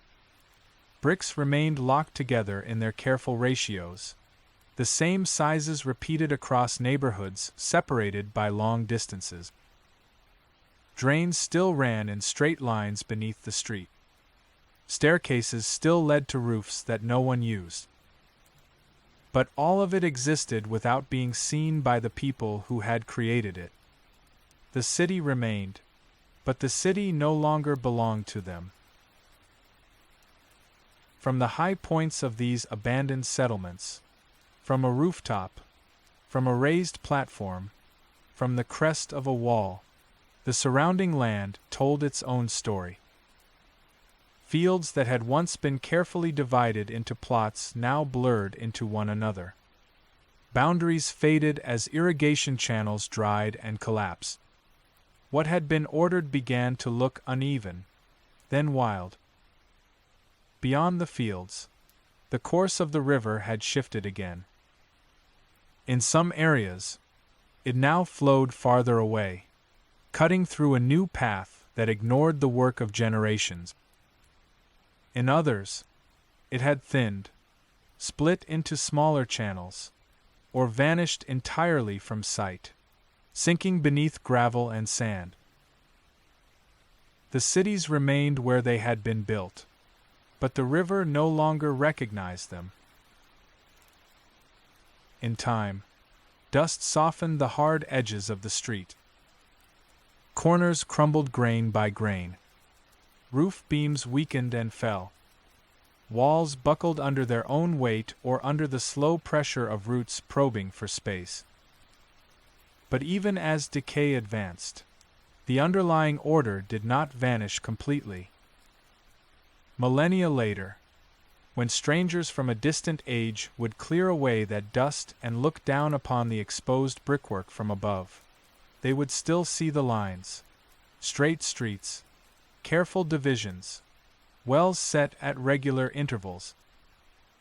They would still see the ghost of a living pattern, preserved in silence. In the age of abandonment, though, no such eyes watched. The fading people of the Indus civilization had already turned their attention elsewhere, to new settlements, to rural life farther from unstable rivers, to fragile attempts at survival in a changing climate. The cities they left behind became landscapes not of catastrophe, but of absence.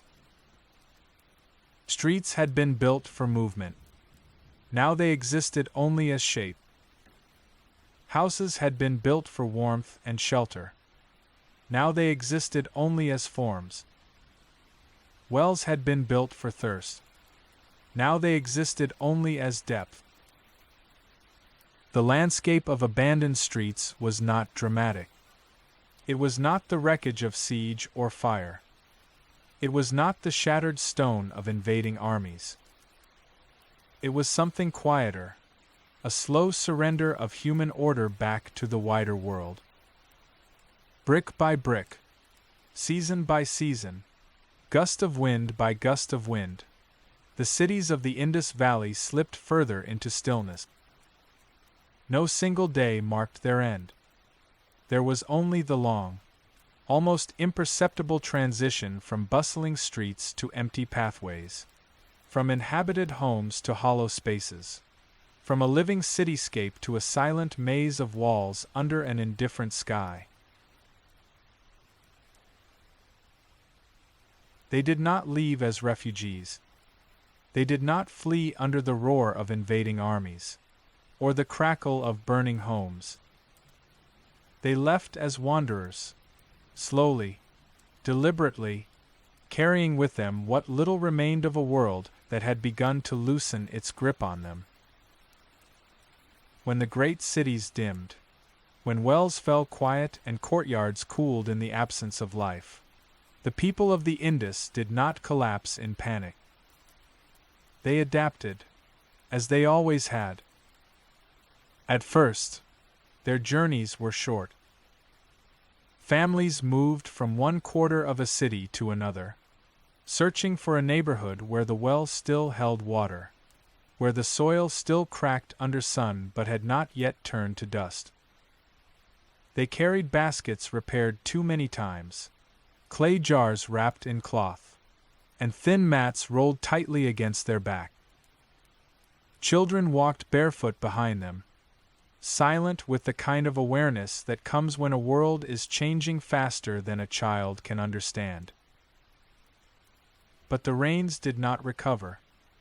The river did not return to its old loyalty. The earth did not soften.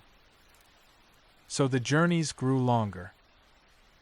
People began to drift outward, leaving the outlines of their cities behind them like faint memories etched in dust. They moved along the edges of dried riverbeds, tracing the ghost of water with footsteps that grew quieter each season. The river had once been a guide. Now it was a reminder.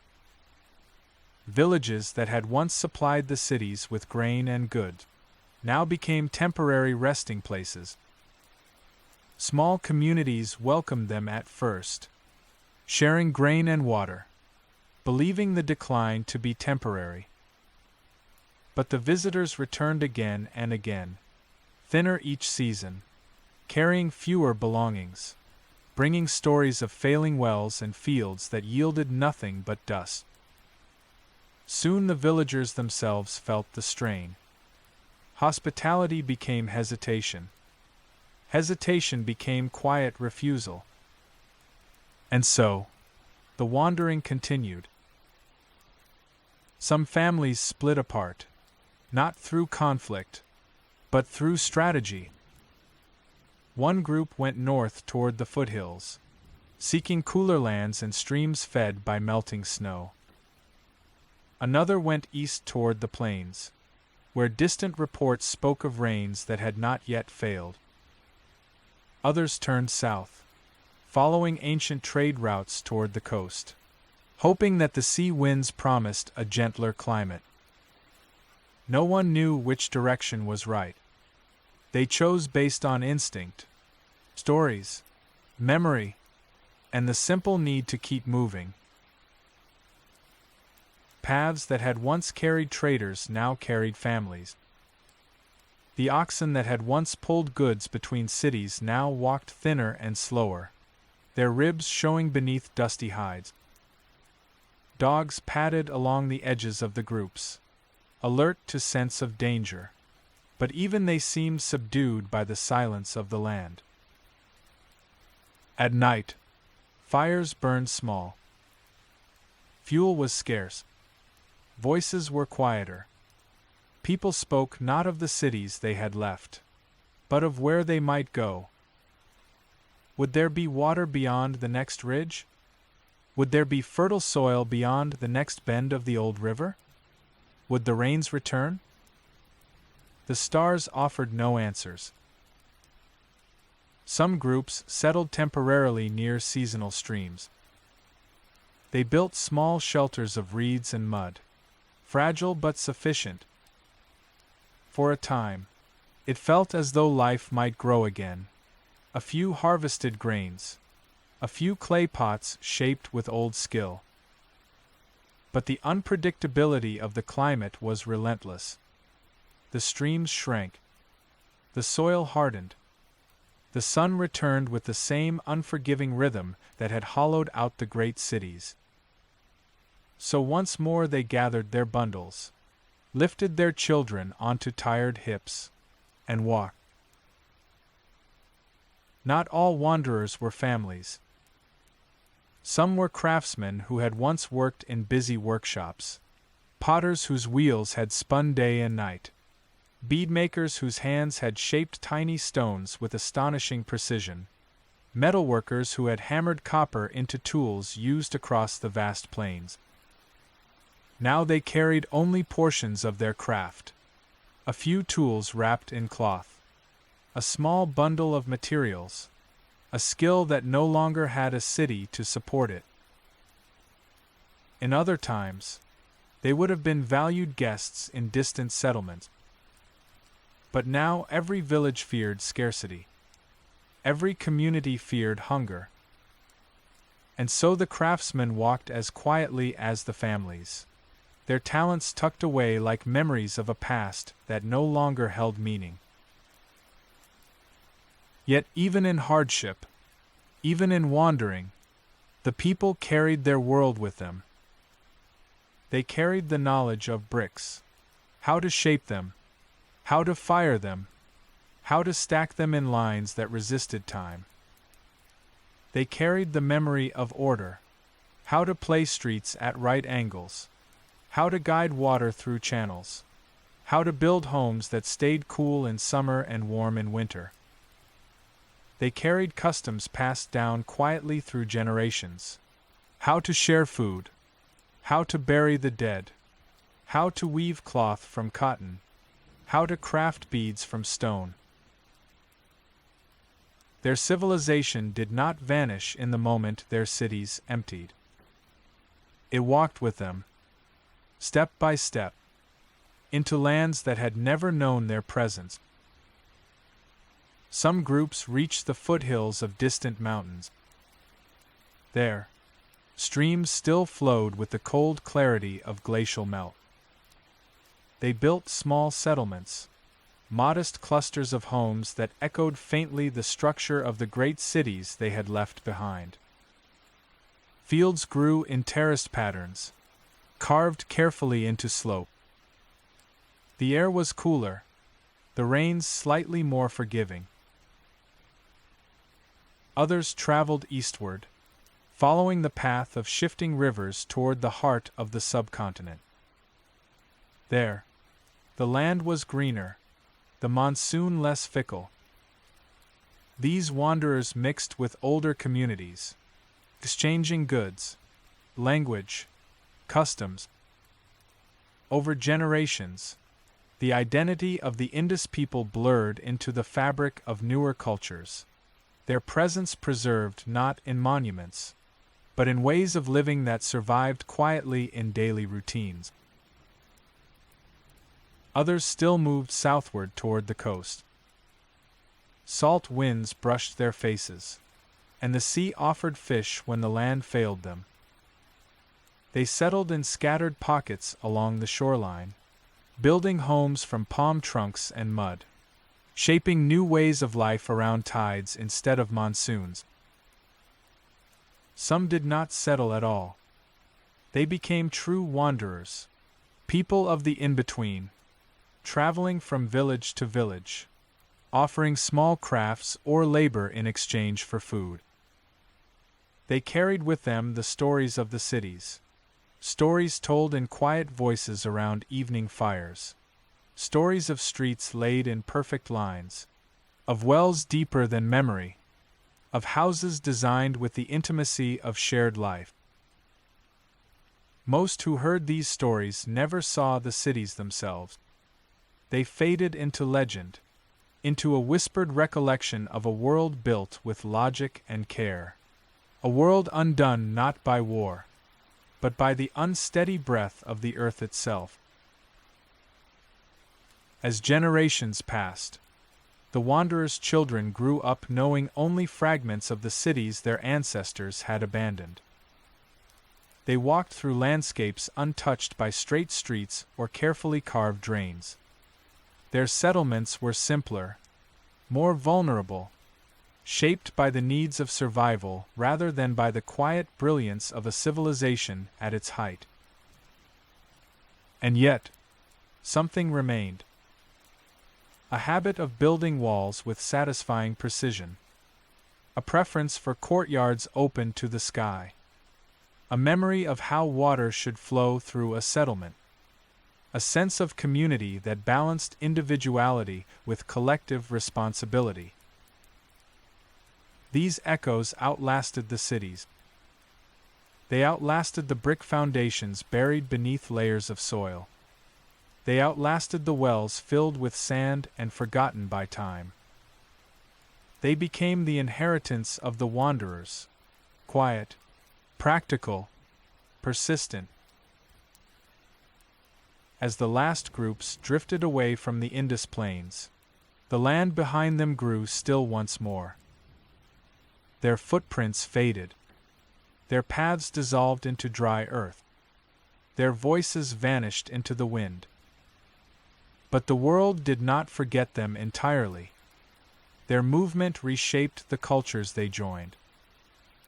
Their knowledge spread across new regions, carried not in grand inscriptions, but in hands that remembered how to shape clay, how to lay a foundation, how to read the sky for signs of rain. The wandering survivors did not mourn their civilization in the way later ages might imagine. They lived through its transformation. They adapted. They persisted. Civilizations fall loudly in stories, but in life, they dissolve step by step, carried onward by the people who refuse to stop walking. Silence does not arrive all at once. It gathers. It thickens. It settles into the cracks of abandoned walls, and drifts across empty courtyards where footsteps no longer fall. After the last wanderers moved beyond the horizon, the world of the Indus Valley entered an age unlike any it had known. Centuries stretched out across the plains, long, unhurried, indifferent, and the cities slept beneath them. The river no longer guided human hands as it once had. Its course drifted, twisted, split, and rejoined itself like a creature wandering through forgotten dreams. Where water once filled wells and fed fields, dust now gathered. Grass grew in patterns no planner had intended. Mohenjo-Daro, with its straight streets and deep wells, became a skeleton of brick beneath the relentless sun.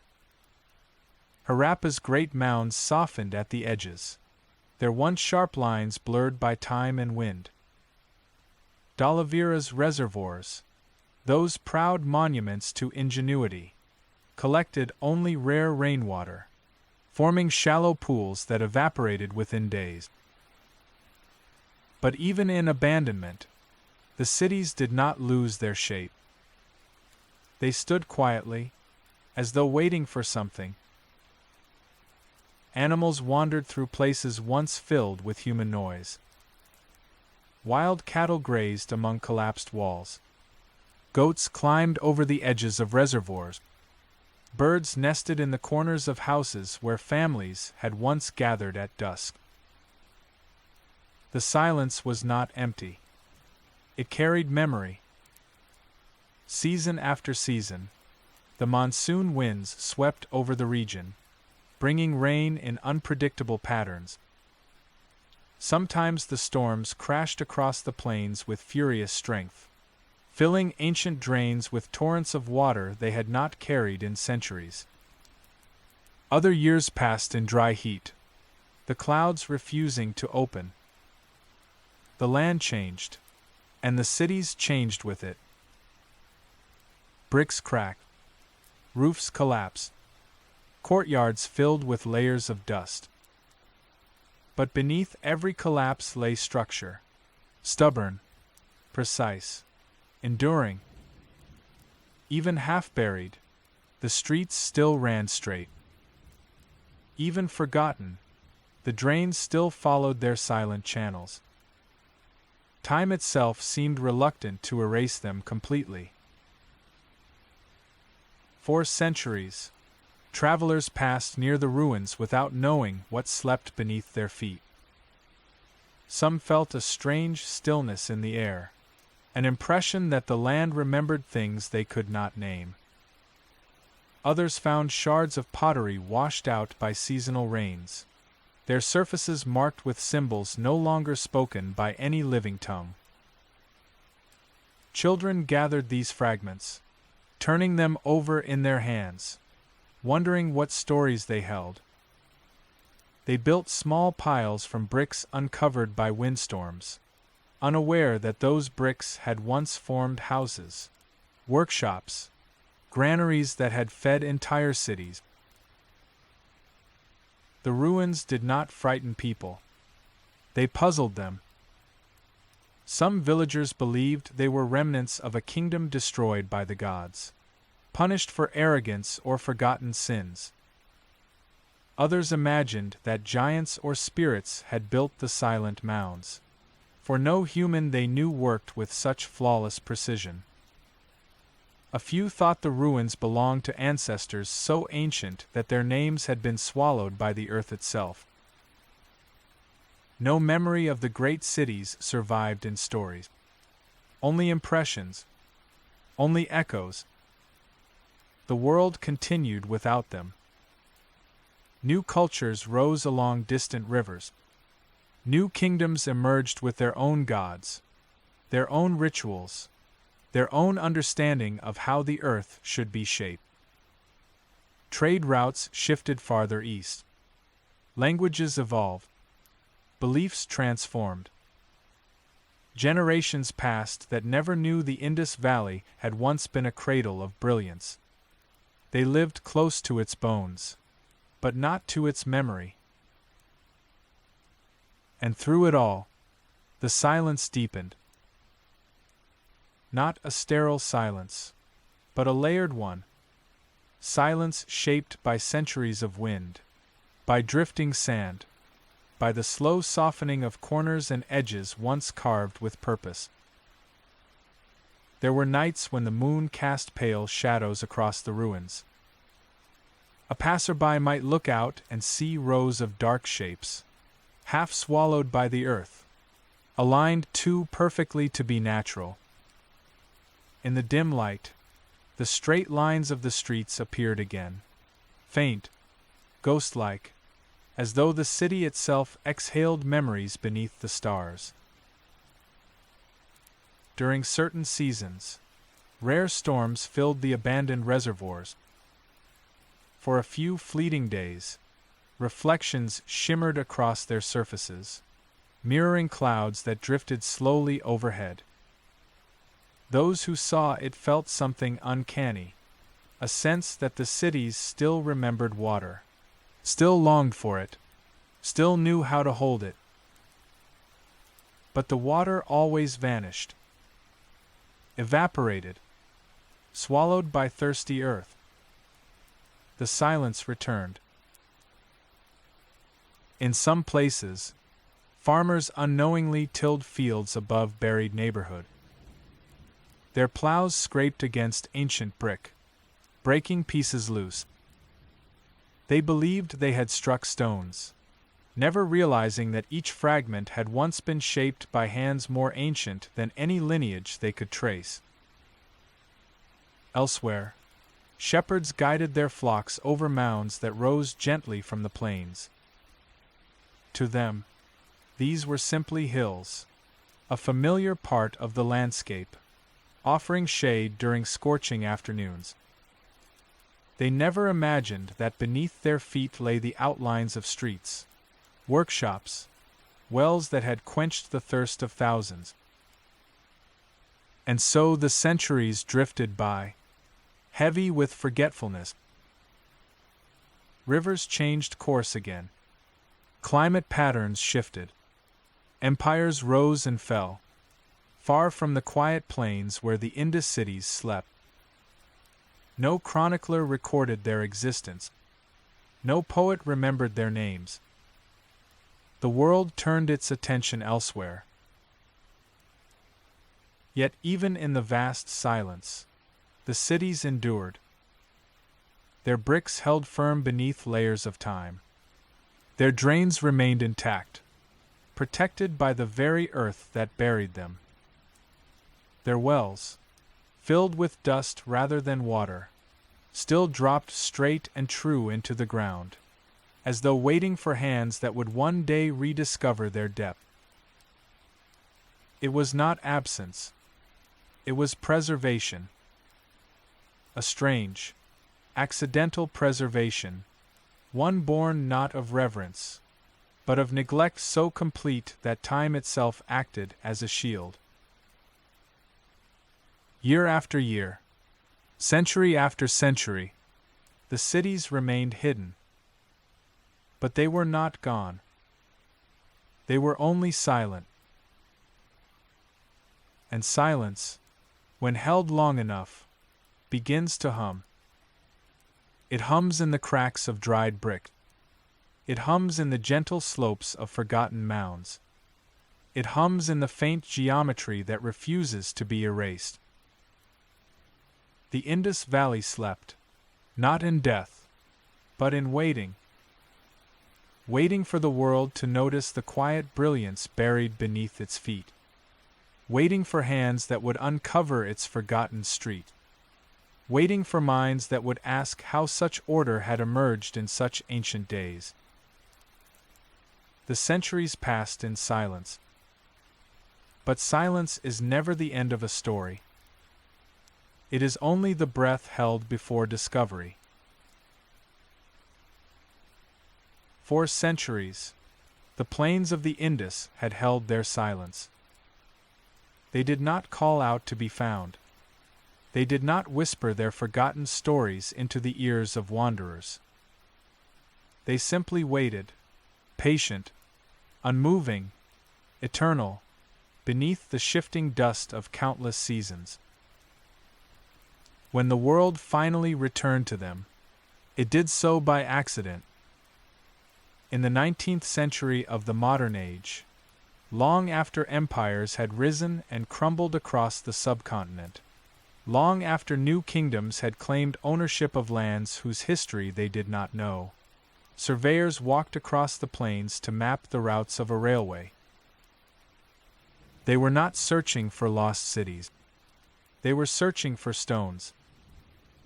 The tracks required ballast, and the mounds scattered across the region seemed rich with baked brick.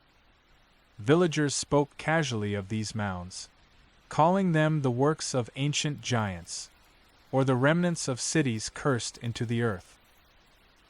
The surveyors listened politely, unaware that they stood atop the ruins of one of humanity's earliest and most sophisticated civilizations.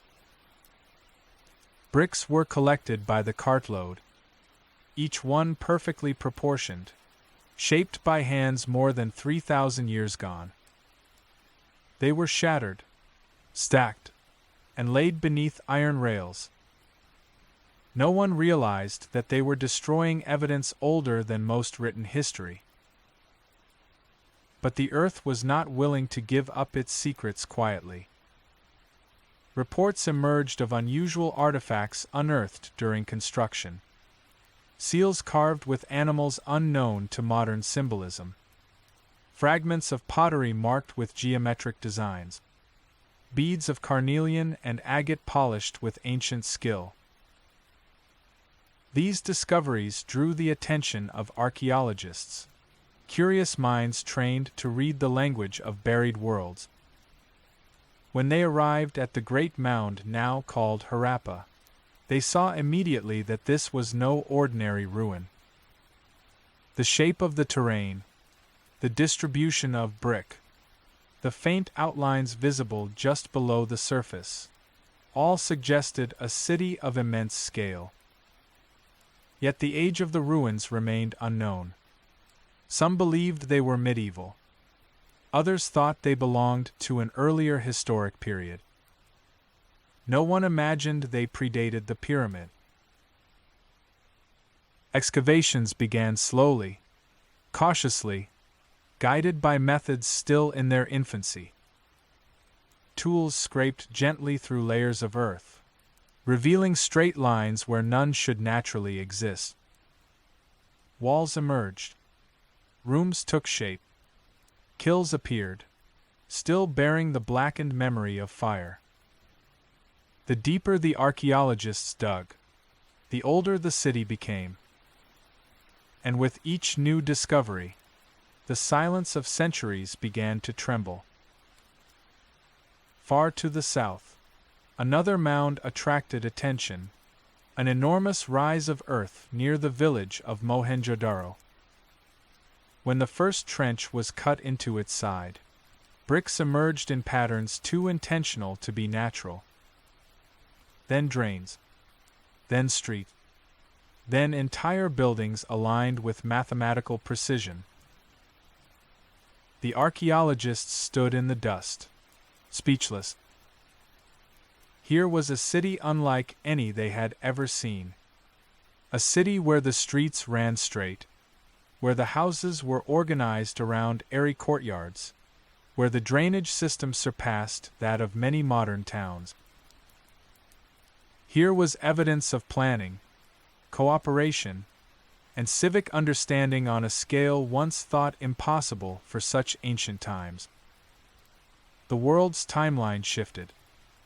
History itself shivered, forced to make space for a civilization long erased from human memory. But the rediscovery did not come with answers. It came with questions, vast, unsettling, echoing through every trench and exposed wall. Who had built these cities? What language had they spoken? What gods had they honored? Why had they left? The artifacts unearthed were unlike those from Mesopotamia or Egypt. There were no monumental statues, no grand inscriptions proclaiming the triumphs of kings.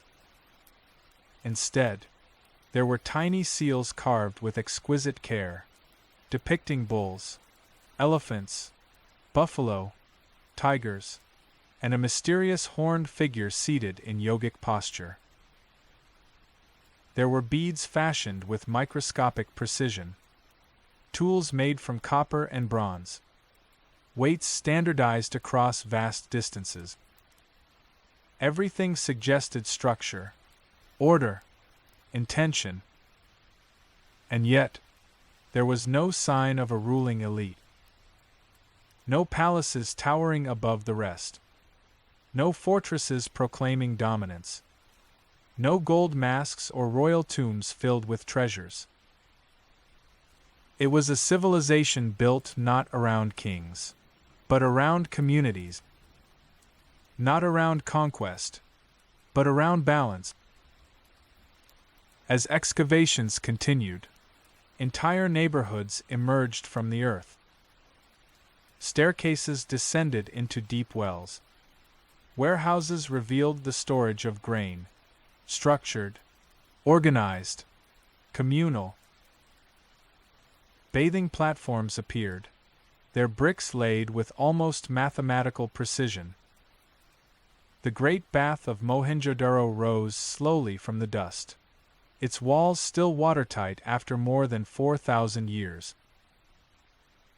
It became clear that water, its control, its distribution, its sacredness, had shaped every part of life. Archaeologists brushed away dirt that had not been touched since long before the birth of recorded myth. As they worked, the silence began to thin. But the silence never fully broke. For all the structures revealed, one thing remained elusive: the script. Dozens of seals bore inscriptions, symbols arranged with deliberate precision, repeating patterns, rhythms that hinted at meaning. But no bilingual text existed, no Rosetta Stone. The words of the Indus people remained sealed within the symbols, like a voice trapped behind ancient glass. Archaeologists listened, not with ears, but with patience. They compared symbols, traced patterns, studied distributions across sites separated by hundreds of kilometers. Still the script refused to yield. Other mysteries deepened. Weapons were scarce. Signs of warfare were nearly absent. The cities seemed built not for battle, but for life. Their collapse offered no clear evidence, no mass graves, no violent destruction, no layers of ash marking sudden catastrophe. Instead, the abandonment appeared slow, deliberate, resigned. Climate studies began to unfold new possibilities. The monsoon had weakened. Rivers had shifted. Water sources had changed with quiet brutality. The Indus Valley had not been conquered. It had been exhausted. As the discoveries gained global attention, the world realized something profound. Human history had been incomplete. An entire chapter, vast, intricate, astonishing, had been missing. The Indus Valley had not been a footnote. It had been a foundation. Today, archaeologists continue to work among the ruins, brushing dust from bricks shaped by hands older than memory. Every artifact uncovered is a heartbeat returned to a world once believed silent. The cities that slept for thousands of years now breathe again, quietly, steadily, with the dignity of civilizations rediscovered. But their greatest secrets remain hidden. The script still guards its meaning. The people remain nameless. The reason for their departure lingers in shadow. Sometimes, in the soft light of dawn, when the wind moves gently across exposed walls, archaeologists swear they feel the presence of the past, not as ghosts, but as memory returning to the world. The cities were silent for centuries, but silence, once broken, does not disappear. It becomes something else, a whisper, a question, a call to listen. And the Indus Valley, long forgotten, long buried, has begun to speak again. 2s, 4 centuries, 5s, the plains that once cradled the Indus cities lay quiet beneath the turning sky. 1s, the bricks remained buried. 5s, the wells lay sealed in dust. 5s, the streets slept as faint geometry beneath fields and mounds and drifting sand. 5s, the people who lived above them had no names for what lay below. 1s, to them, 5s, the raised mounds were simply part of the landscape. 5s, convenient high ground. 5s, places to graze animals. 5s, places where the wind moved a little more freely. 1s, children climbed them without knowing they walked over forgotten street. 5s, farmers turned their soil without realizing their plows scraped against ancient walls. 5s, the memory of the Indus world had faded from story. 1s, no epic spoke its name. 5s, no prayers recalled its cities. 5s, only the earth remembered. 5s, and the earth kept its silence. 2s, when the modern age arrived at these plains. 5s, it did not come searching for lost civilizations. 1s, it came searching for routes. 5s, 4 paths across the land. 5s, 4 ways to lay iron rails from one horizon to another. 5s, surveyors walked with their instruments. 5s, measuring distances the old traders had once known by instinct. 1s, they studied the land for stable ground. 5s, 4 embankments. 5s, 4 places where brick and stone could be quarried. 1s, to them, 5s, the mounds that rose from the flat plains were no more than convenient piles of material. 5s, villagers told stories when asked. 1s, they said the mounds were the work of the ancients. 5s, of kings punished for their pride. 5s, of giants who built cities long before remembered time. 5s, of forgotten peoples swallowed by the earth. 1s, the surveyors listened. 5s, perhaps amused. 5s, perhaps indifferent. 1s, what they saw were bricks. 5s, endless bricks. 5s, they began to dig. 1s, cart after cart was filled with baked brick. 5s, uniform in size. 5s, hard from ancient kilns. 5s, weathered but unbroken. 1s, the bricks were crushed. 5s, spread beneath railway lines. 5s, used to support an age of engines and steel that had no names for the people who had shaped them. 5s, for a time. 5s, the past was dismantled to build the future. 1s, the cities that had once planned their streets with such care were now being fed. 5s, brick by brick. 5s, into a network of tracks that would carry trains past their unmarked graves. 2s, but the earth does not surrender its oldest stories without leaving traces behind. 1.5s, workers began to notice objects that were not simply brick. 1s, small carved stones bearing animals and strange signs. 0.5s, fragments of pottery with patterns too deliberate to be accidental. 0.5s, beads of carnelian and agate gleaming softly beneath the dust. 1.5s, some of these objects made their way into curious hands. 1s, into the collections of local officials. 0.5s, into boxes marked as antiquities, with little understanding of their true age. 1s, and slowly, 0.5s, they reached those whose work it was to listen to the dead through the language of buried things. 1.5s, archaeologists arrived. 1s, at first, 0.5s, they expected ruins of a familiar kind. 0.5s, later fortresses. 0.5s, medieval towns. 0.5s, the remnants of kingdoms already known from written chronicle and legend.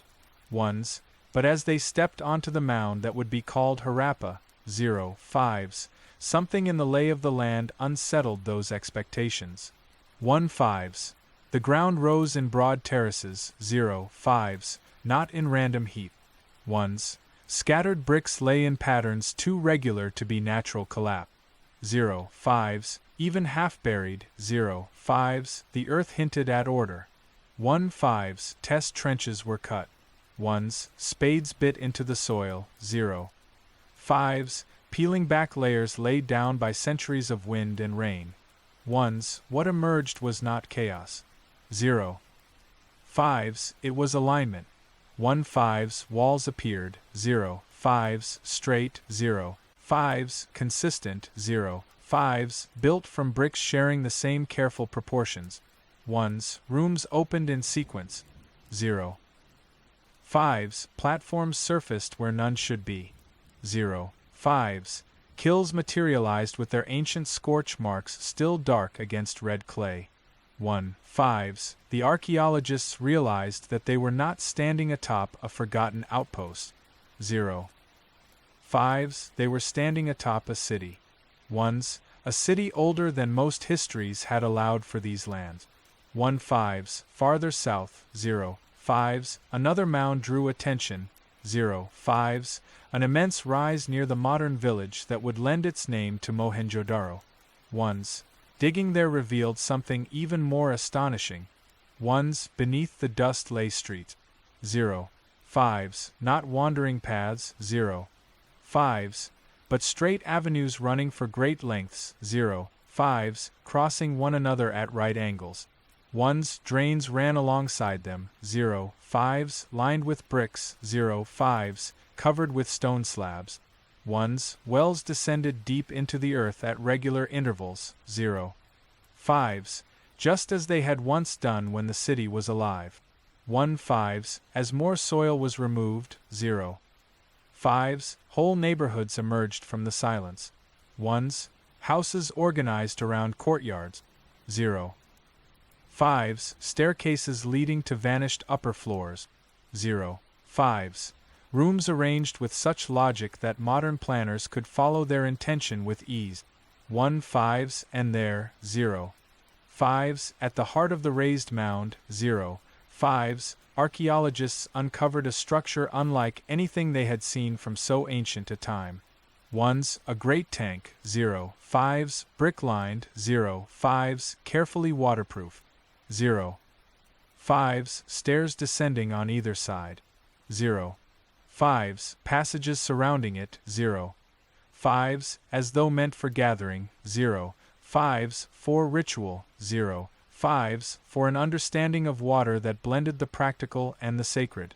1.5s, the great bath of Mohenjo-Daro rose slowly from its grave. 0.5s, and with it. 0.5s, the realization that the Indus Plains had once held a civilization as complex as those of the Nile and the lands between the rivers to the west.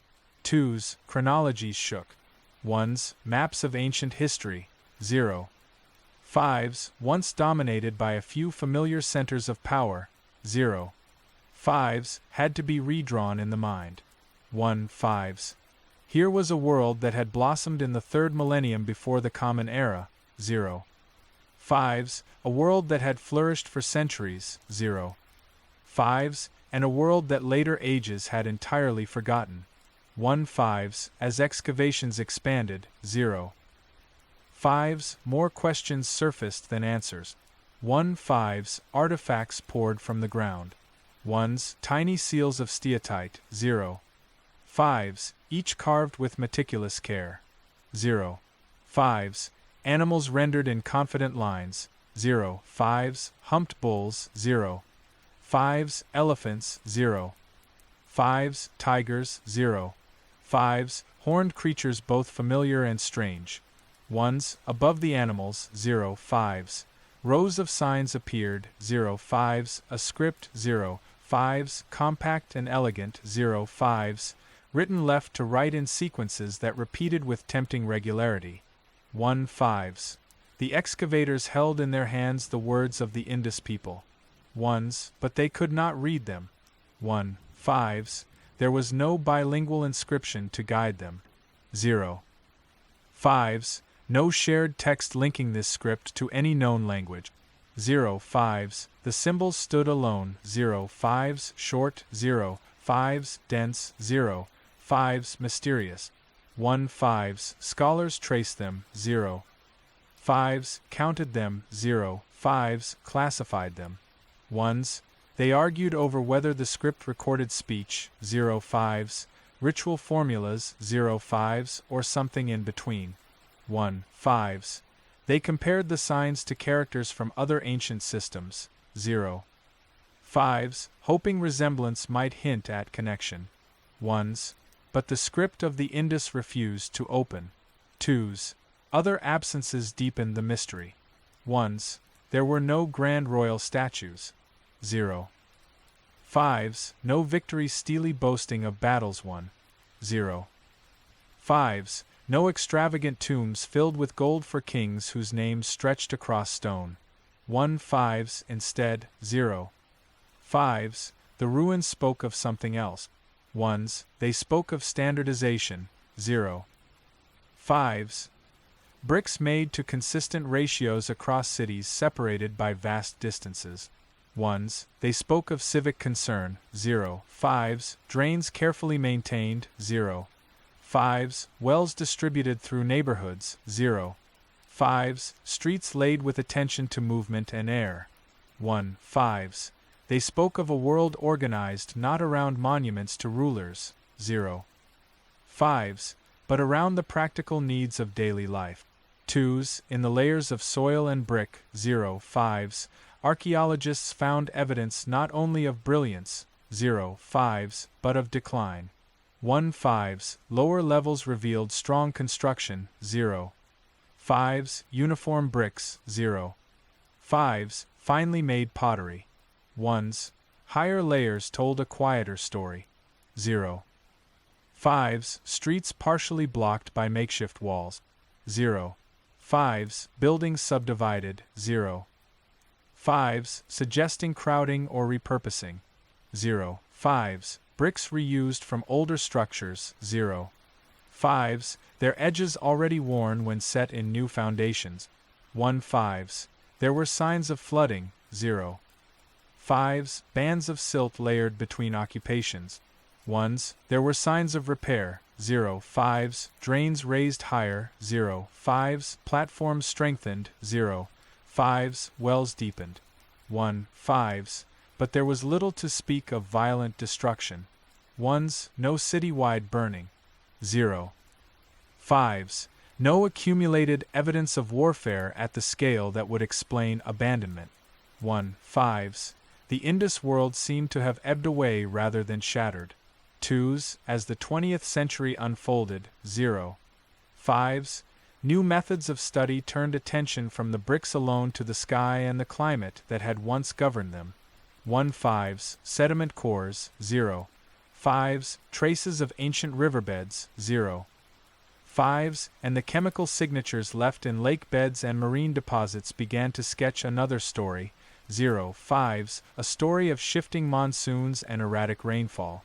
5s, the rains that had once filled the rivers with reliable power appeared to have weakened over time. 1s, the mighty channels that had nourished the Indus cities had altered their course. 5s, migrating gradually across the plains. 5s, leaving some regions drier. 5s, others briefly flooded. 5s, all increasingly unstable for settled urban life. 2s, the evidence suggested a long decline. 5s, a slow tightening of the earth's generosity rather than a single strike of calamity. 5s, standing among the exposed streets of Mohenjo-Daro. 5s, or on the high mounds of Harappa. 5s, or beside the vast reservoirs of Dhalavira. 5s, modern visitors found themselves surrounded by questions.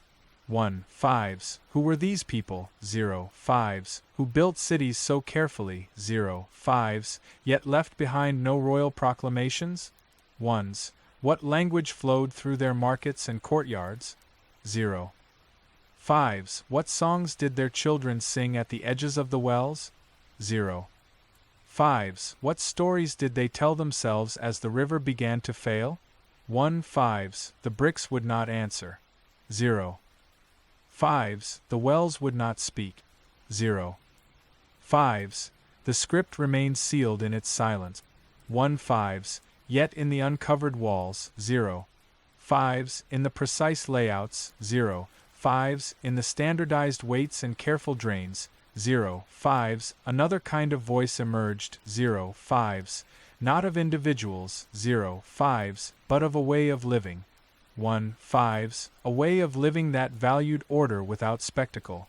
5s, cooperation without ostentation.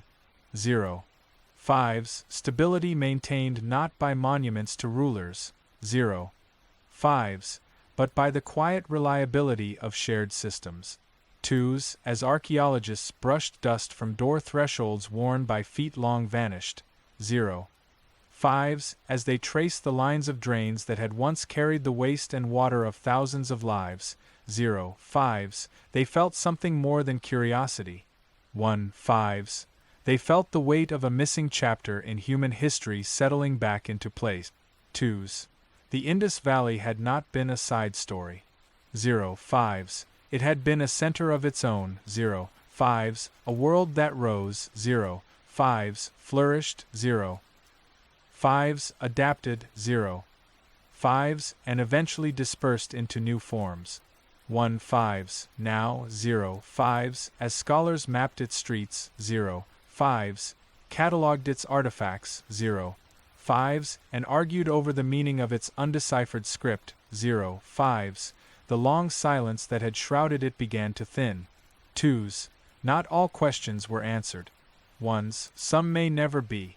5s, but something essential had shifted. 1s, the cities that once slept unknown beneath the soil had entered the human story again. 5s, and now. 5s, when we look back toward the world of the Indus Valley. 5s, we no longer see only ruins. 1s, we see lives. 5s, we see choices. 5s, we see a mirror held up to our own fragile age. 2s, from here. 5s, another question waits for you in the quiet. 5s, a question not just about them. 5s, but about yourself. 5s, and as you step from the dust of rediscovered streets into reflection. 5s, the ancient world of the Indus begins to ask. 1s, how would you have lived? 5s, and would you have survived? 5s, in this era? 3s. When we look back at the world of the Indus Valley, we see ruins, scattered bricks, silent wells, abandoned streets that hold the echo of steps long faded. But those who lived within that world did not see ruins. They saw homes. They saw families. They saw a rhythm of life shaped by water, soil, and the steady breath of the monsoon. They lived in a civilization that valued balance over conquest, harmony over hierarchy, community over kingship.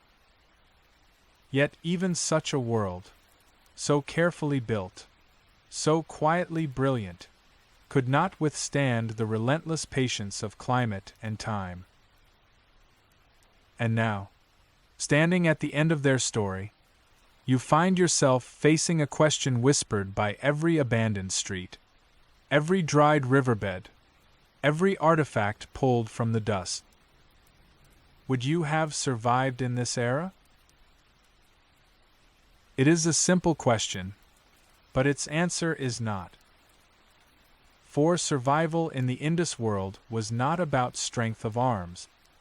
There were no armies here, no citadels built for war, no thrones forged in conquest. Survival was a negotiation, a conversation between human need and natural rhythm, a balancing act that required patience, humility, and an acceptance that the river, not people, decided the fate of cities. Would you have learned to live like that? Would you have woken each morning to listen for the river's pulse, judging your day not by ambition, but by the whisper of water in the channels? Would you have shaped bricks with your hands, aligning them with precision that honored generations before you? Would you have trusted your neighbors, truly trusted them, knowing that survival depended not on individual power, but on collective effort? This was the essence of life in the Indus Valley. Homes were built around courtyards, spaces shared by families whose lives intertwined like braided threads. Water was drawn from wells maintained not by kings, but by communities. Drainage systems ran beneath the feet of ordinary people, engineered with such clarity, such foresight, that they still inspire awe in the present day. It was a world where cooperation was not extraordinary, it was expected. A world where stability was not enforced, it was nurtured. A world where survival was not about overcoming others, but about aligning oneself with the land and its shifting mood. But then, imagine the moment when the rhythm began to break. The monsoon failed. Fields dried. Rivers wandered away from the cities that depended on them. Imagine walking to the well at dawn, lowering the clay pot, hearing it scrape deeper than it had the year before. Imagine the quiet conversations among families, not fearful, but concerned. Imagine the choice to stay, to rebuild, to wait for the rains that no longer came as they once did. And then, imagine the decision to leave. Not in panic, not in fire, not in the chaos that marked the fall of so many later civilizations, but in calm resignation, a quiet understanding that the world was shifting, and that survival meant following new patterns. Would you have had the strength to walk away from the only world you had ever known? The people of the Indus did. They gathered what they could carry. They looked back at cities they had built across centuries. And then, they turned toward the unknown. This is a form of resilience, one often overlooked. Resilience is not always the roar of defiance. Sometimes it is the softness of surrender. Not giving up, but adapting. A well dries, a river shifts, a monsoon falters, and people move. Not because they are defeated, but because they understand that survival lies not in resisting the earth's changes, but in learning to follow them. Would you have read the land that clearly? Would you have sensed the moment when staying became more dangerous than leaving? Would you have trusted the quiet wisdom passed through generations, telling you that life must bend when water does? Survival in the Indus Valley was not a test of strength, but a test of perception. To live in that world was to listen, truly listen, to the subtle language of nature. The deepening dryness of soil, the shallower song of wells, the shifting patterns of clouds drifting over the plains. Would you have survived in a world that required such attentiveness? And even after the Great Migration began, after cities dimmed, after streets grew quiet, the people did not vanish. They walked into new landscapes, carrying with them the memory of order, the instinct for balance, the wisdom of water. Their civilization dissolved, but their knowledge flowed onward, absorbed into new cultures, new traditions, new ways of shaping life. Survival, in the end, was not about remaining where they were. It was about becoming something new. And so, the question returns to you. Would you have survived in this era? Would you have sensed the changing wind before it became a storm? Would you have known when to stay, and when to walk away? Would you have listened to the earth, not as a resource, but as a partner? The truth is this: survival is not a matter of the past. It is a mirror held to the present. The Indus Valley teaches not how a world ends, but how people adapt when it does. It teaches that silence can speak, that departure can be strength, that change, even painful change, is part of the long rhythm of human life. And now, as the echoes of this ancient world fade into the quiet of the night, you are left with one final thought. Survival is not merely endurance. It is awareness. It is humility. It is the willingness to move when the world moves beneath you. Would you have survived in the era of the Indus Valley? Perhaps the better question is this: will you survive in your own?